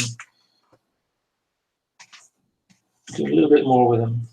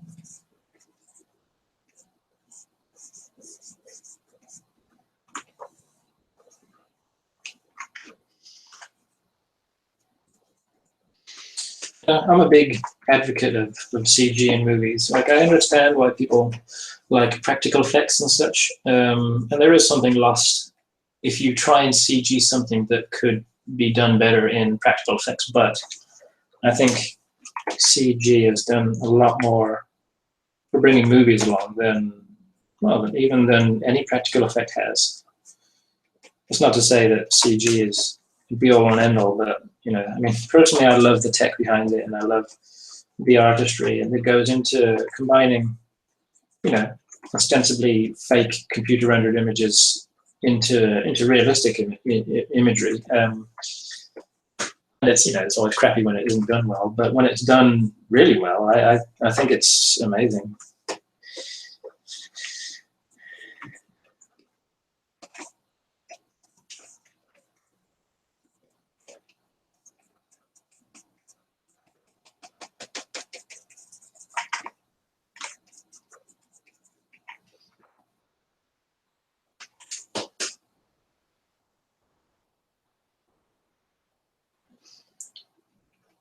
Yeah, in fact, using CG for minor things, like a few extra buildings in the background and stuff, I don't think I've ever seen anyone complain about that, even though that is like one of the best examples of CG. You know, it's like, it's exactly one of the reasons why you would use CG. You know, you alter something in the background, and I guess the fact that nobody ever notices or complains about them is why they're so good. You know, they just blend into the background.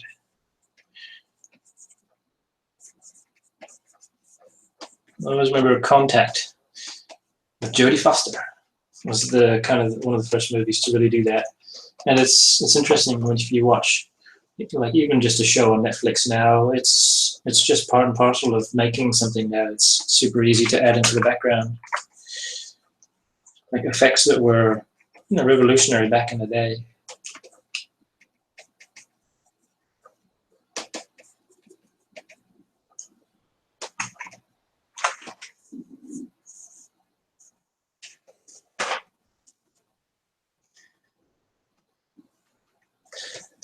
Oh yeah, like having some practical template to go off if you're doing CG is, I mean, that's definitely a must. If you're doing a fire, then There's no reason why you shouldn't like film a fire and then use CG to duplicate it and spread it around. Or if you're doing a crowd and you can film a big crowd, then yeah, do that and then split it up.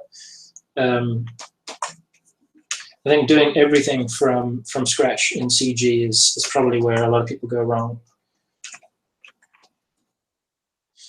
And I guess even in my comic, where when I put that texture overlay in my comic, that texture overlay is actually a picture, a picture of like a moss-covered rock and such, so that there is that level of nature there that you wouldn't even notice. But I think the eye is able to pick up artificially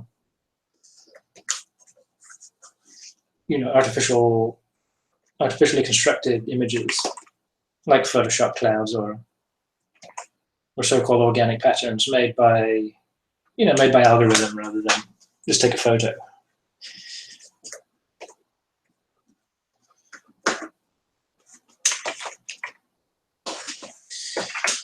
I mean, yeah, digitally reconstructing somebody who is dead. Like, I guess you have to wonder, like, is that necessary at all? And I think at the end of the day, it isn't. That's one of those situations where maybe the CG guys, they want to show how good they are, and they end up doing something for the sake of doing it, and when it's not specifically needed,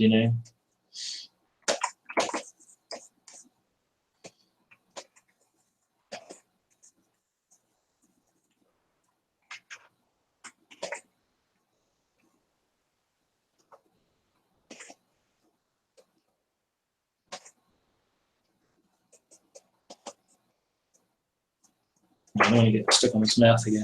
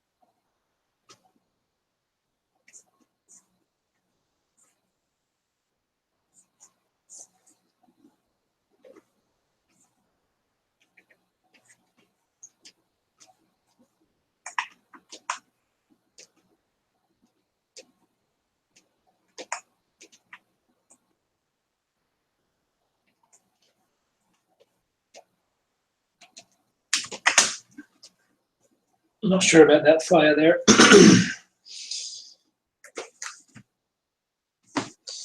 I'm just thinking about that gradient.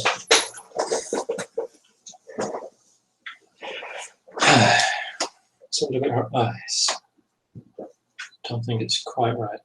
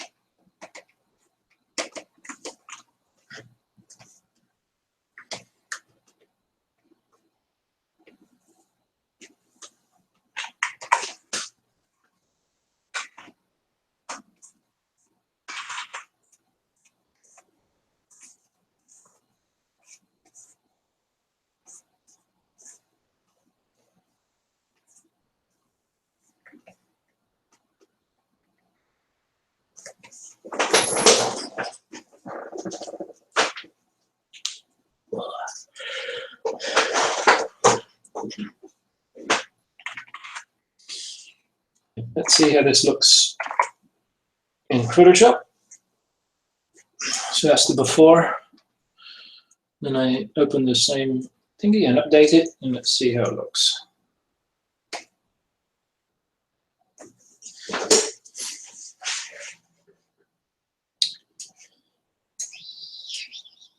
Getting there, I think.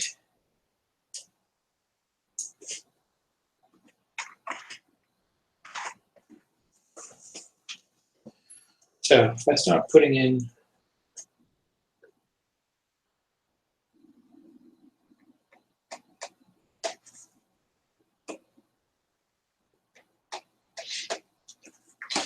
let me start getting rid of some of these.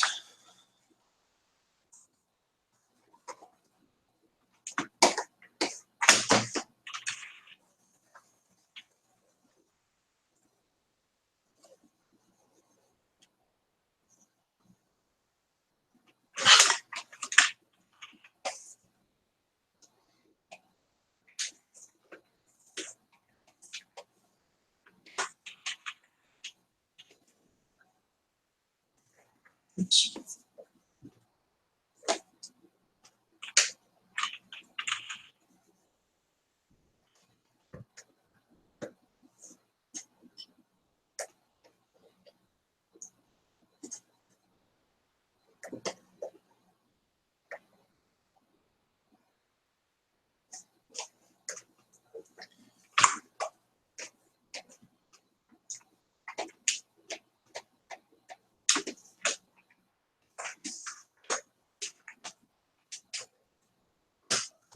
Something like that.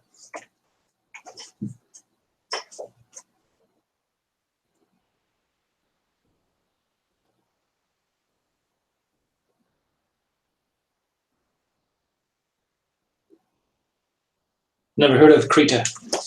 Don't know what that is.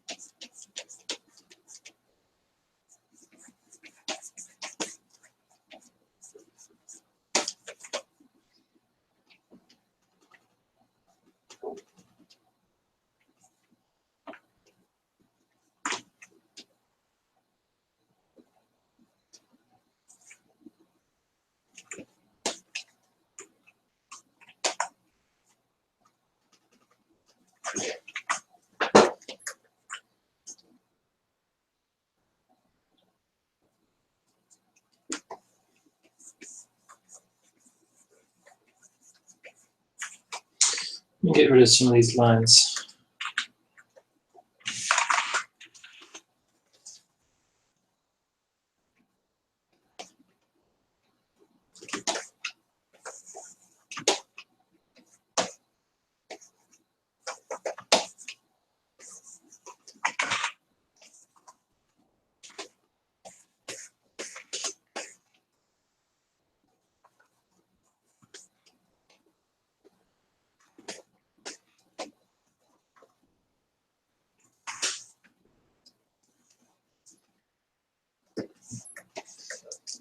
Now, is that not obvious enough?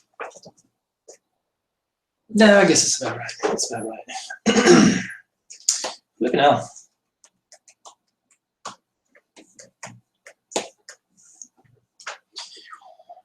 Just need to adjust some of her hair here.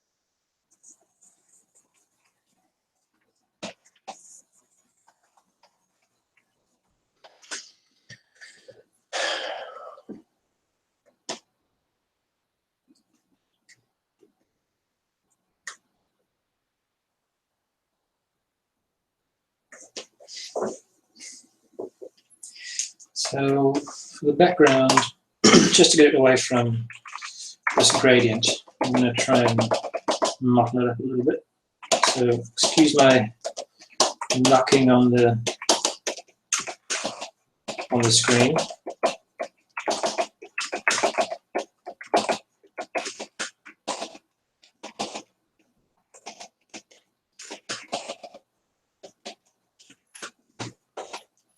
Something like that. Some stars in.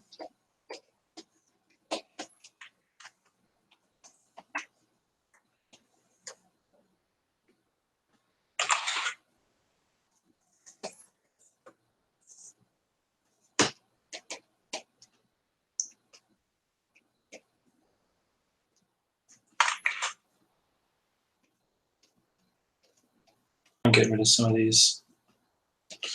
Don't want to overdo it.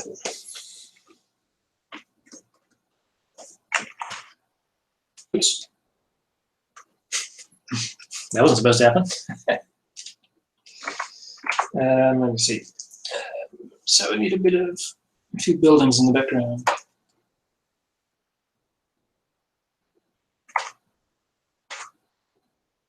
From around here.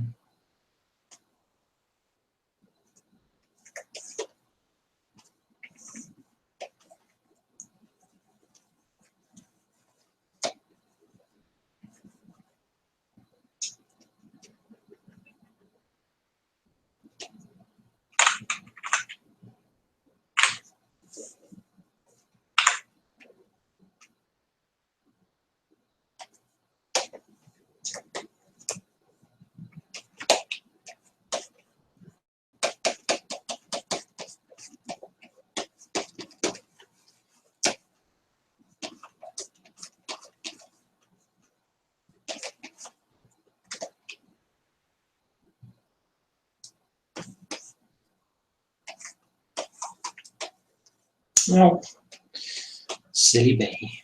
Wrong layer.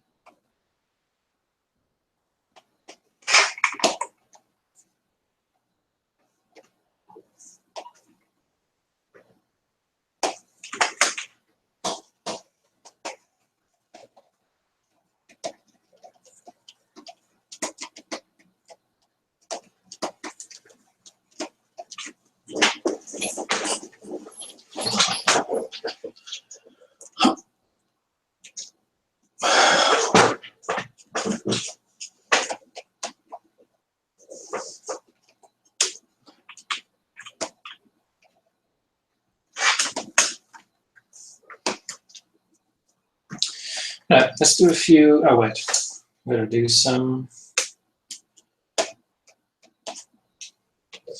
effects.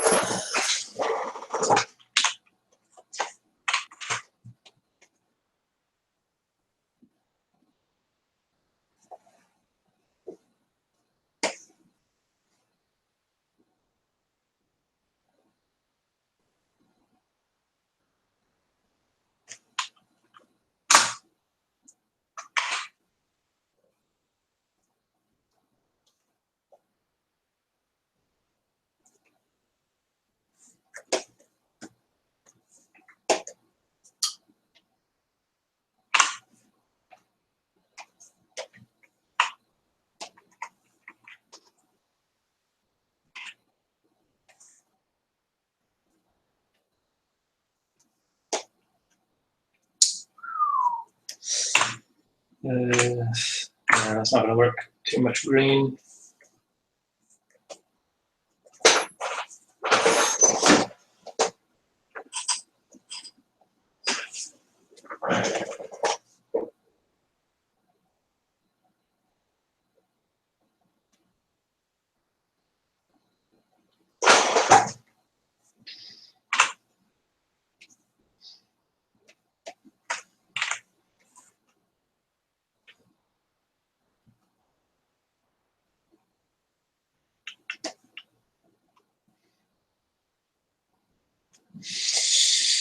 Actually, that's not so bad.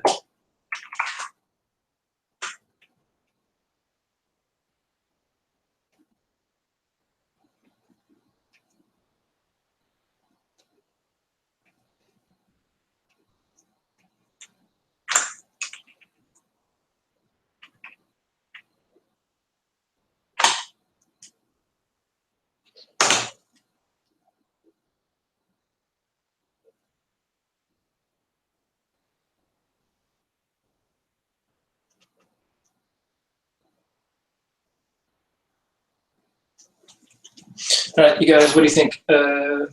Color overlay on or off? That's on. That's off. So let me.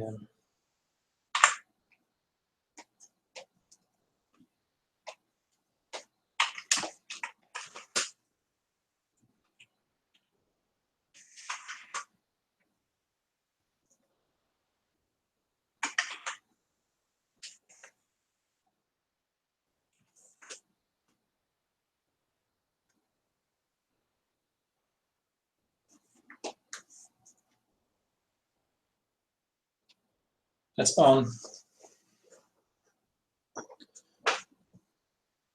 Off.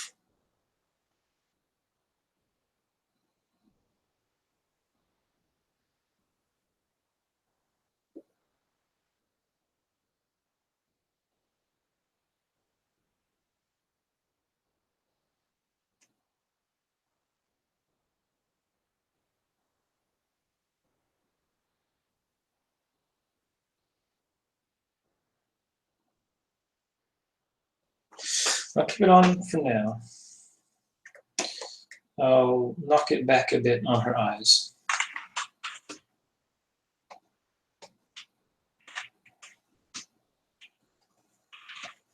So that the blue comes out.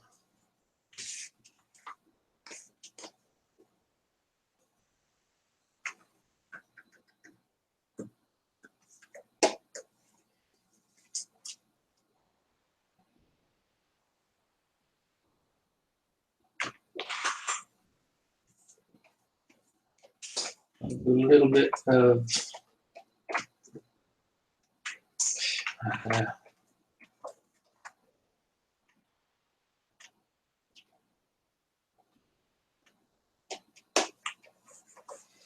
don't know if I want to color the line out like this. I kind of like the black.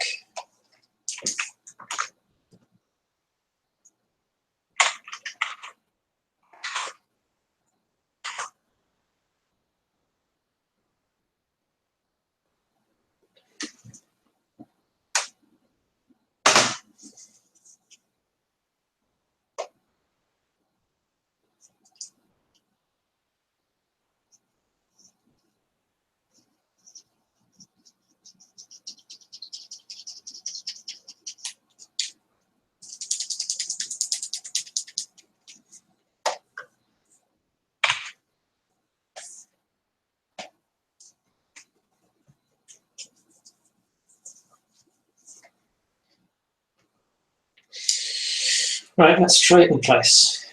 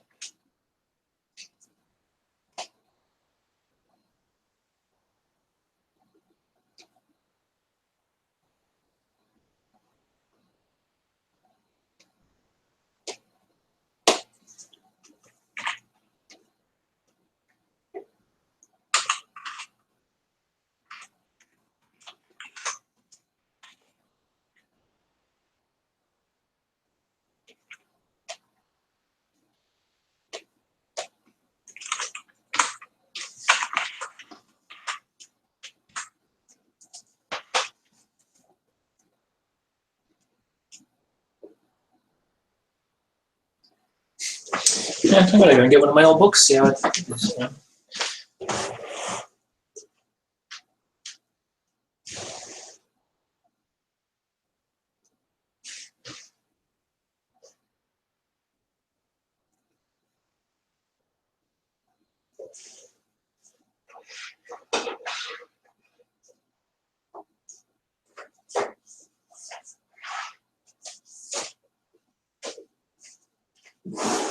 Okay.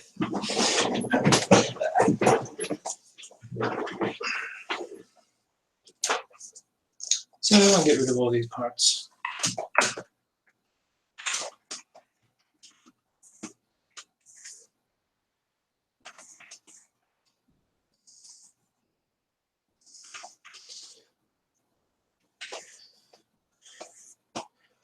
No layer masks for me.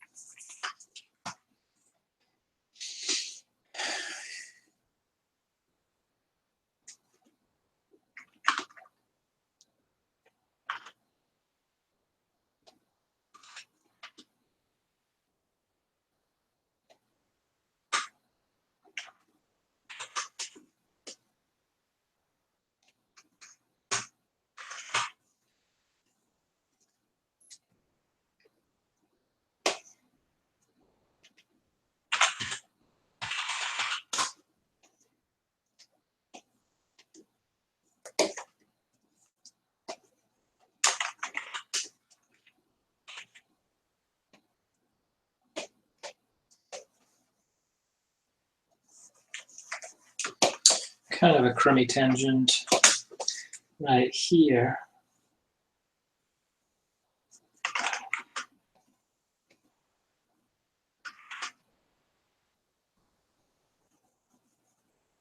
But whatever, it's fine.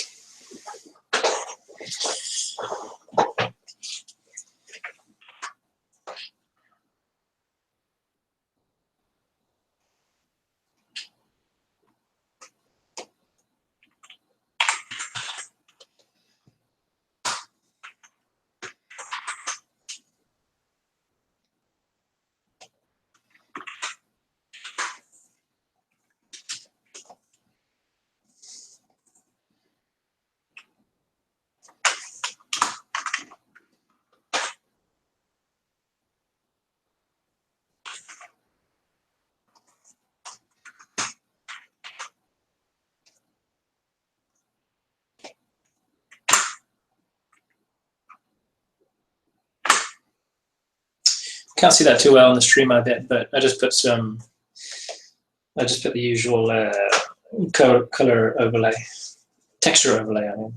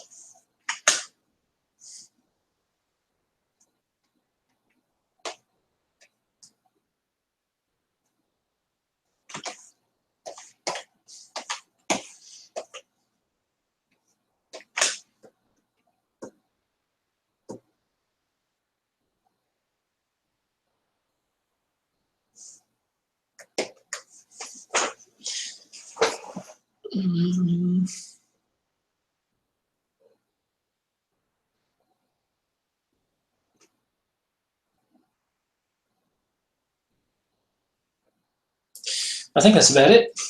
What do you guys think? You think that's all right?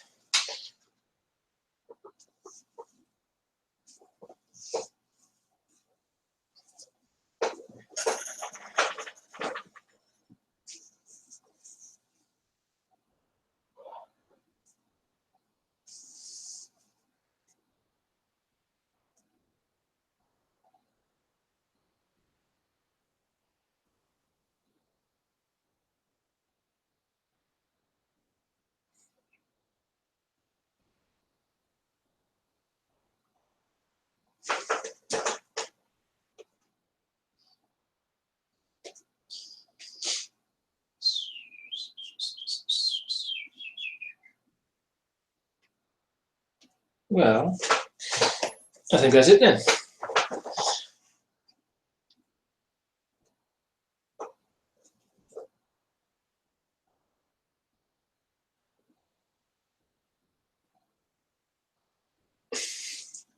Good spot. Yeah, I wanted to get rid of that. Good eye. Where is it? Where are you? There you are.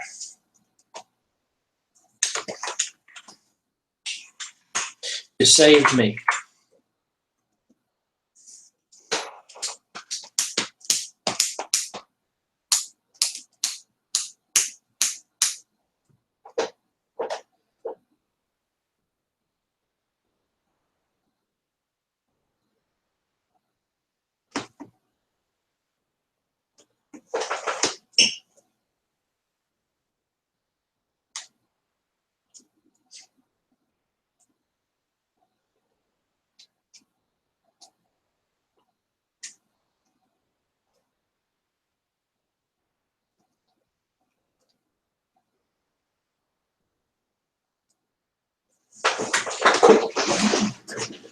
Well,